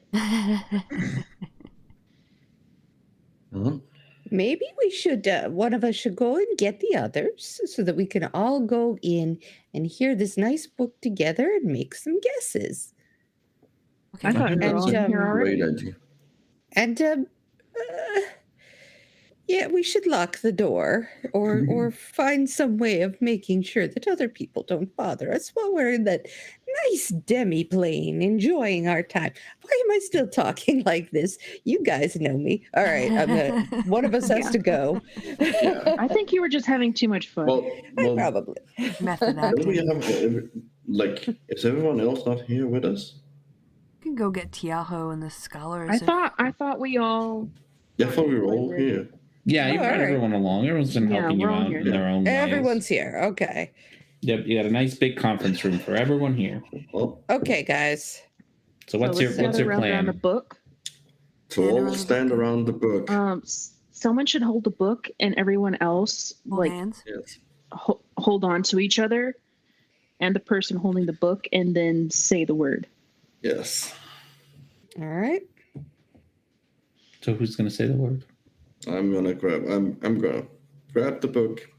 Everyone can stand around and hold on to each other. Mm-hmm. Librarian. Nothing happens. Evie Blogs Librarian. Nope. Perfectly still. Oh boy. I'm guessing the code word is probably in the. Think it's in the story?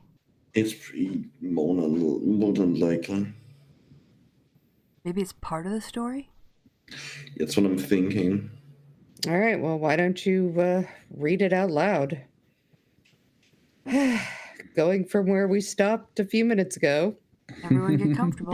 Pull up a chair. Everyone too. We'll take turns. All right. It is much easier to read through it yourself. In your head. I'm guessing that the word will probably be fairly obvious. It will be something that's often repeated or something, or it will look different. But if we... Okay, whatever. As long as we read the book. And if we're reading it I think out we loud, should read it out we would loud, 'cause accidentally then we can- activate it. So Yeah. So we'll just, everyone hold hands. Read the book. Read it fast. Read it fast. Okay. I'll do my best to speed read the book. Okay. Yeah, you've never speed read anything in your life. Give it to Preet. Yeah, the bard will do it. Okay. That works. That makes sense. Okie dokie. Do I need to roll anything? No, Okay. I get to read things. You get to be read to. Act 1. In the first act, the protagonist, Vargan, lives out a peaceful childhood in the village of Wisteria Vale. Vargan is a boy with a penchant for storytelling and a knack for magic. During the day, Vargan helps his parents on the farm, and in the evening he performs in the tavern to delight all of the villagers. When Vargan is on the cusp of adulthood, the cruel Lord Ephraim Rathmore visits Wisteria Vale, demanding drink, food, and a place for him and his retainees to stay. When the hospitality isn't to his liking, he burns down the village. Lord Rathmore leaves Vargan alive as a witness to his village's punishment, but not before slashing him across the face with a crystal dagger. The event changes Vargan forever, and he vows to bring down the pitiless Lord, and prevent him from hurting anyone ever again. Preet, you are very familiar with tales and whatnots. Mm-hmm. This, now that you've read it, sounds a whole lot like you've heard of Wisteria. You've heard these events. You've heard of them. They don't quite click, but all of this sounds less like fiction and more like history. All right. Got a tickle in the back of my head of a tale I once heard. Vargan tracks down Lord Rathmore in a bustling city. Unsure how to proceed, the young bard starts asking around the city for information. He is approached by a wizard who tells him that she belongs to a secret group looking to bring down Lord Rathmore and others who have been corrupted by evil. The wizard invites Vargan to join the secret organization, and he agrees, becoming a member of the Harpers. With the aid of information from the Harpers, Vargan sneaks into Lord Rathmore's manor during a banquet, disguised as a performer, and dispatches Rathmore once and for all. Although his quest for vengeance has been fulfilled, Vargan is obsessed with the fact that many other corrupt and evil people exist across the land, and only people like him and the Harpers can stop them. Great, again, because you are the bard, and we are talking about bards here. You have heard of the Harpers. They are, like the story states, a secret organization of do-gooders for the most part. They try to right the wrongs. So the opposite of the hand. The opposite of the hand. The They try to right the wrongs. They get rid of evil lords and haven't quite taken down kingdoms, but they take down slavers. They go around, and this is what they do. Secret organization is a bit of a misnomer. They're a secret organization, as in you can't join them. They don't have an office, but they're very much so public. They announce when they have done something. Mm-hmm. Like you just can't join them by showing up or whatever. You have to be recruited. Yeah, you got to be recruited. Vargan becomes more powerful, using his talents in magic and espionage to single-handedly take down corrupt kings and mages. Although he becomes a legend among and outside the Harpers, Vargan stays humble, believing that it is his duty to protect others. At the climax of the play, Vargan battles an archmage who was turned evil by an ancient crystal touched by the evil god Cyric. Though Vargan defeats the archmage, prolonged contact with the crystal corrupts the bard, convincing him that his former allies are too powerful and must be eliminated. The Harpers devise a solution to prevent Vargan from hurting anyone while they develop a cure, banishing him to a demiplane. The play ends with a short monologue by the Harper wizard who befriended Vargan years ago, saying that though Vargan's ultimate fate is still unknown, the day will come when light will banish darkness.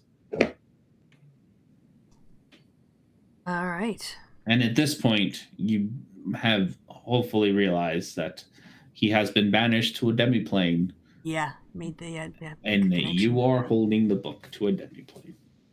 Almost like Light will banish darkness. As you say those words, Felix, the Good.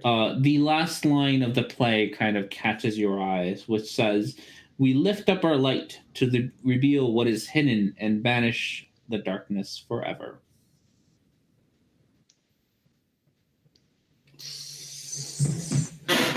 Lift up our light to reveal what is hidden and banish the darkness forever. Can we do? Is there any light in here? There's candles. You can have candles. Candles is like the brightest thing that exists in this in this library, as far as fire goes. Yeah, there's candles. You can definitely grab a candle. All right. So can we shine a candle up to on the it?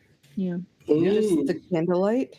As you shine the candle onto the book, behind the words that you have just read, in ink that shines brightly as you put the candle up to it, the words "Harpers at Twilight" appear. That's the ticket. I think we have our code word. So, Let's try it. should we leave it Alright, here? It's like quarter. Yeah, to- it's late. yeah. I'd assume that we're going to go through the next time. Yeah. But it seems like a good cliffhanger. Yeah, Yeah. Sounds great good. cliffhanger. Yeah. We're very smart, not like that Morgan bitch. Fuck that. Hey, Morgan the bitch. book ended with a cliffhanger. You'll have to read the sequel. Yep. Well, if you want to find out what happens after the cliffhanger, come back next week. Until then, all that's left to be said is goodbye. Oh no, we're gonna pitch. Well, I don't know how many people make it all the way to the end. We've got an event coming up, but we'll promote it on Twitter and stuff. But over on our Twitch channel on Friday and Saturday, check Twitch for the time zone for you because we're international. All right, so It's a good time. It's a good time for a good cause and spooky. That's how that's the motto. It's a good time for a good cause and spooky. Here we go.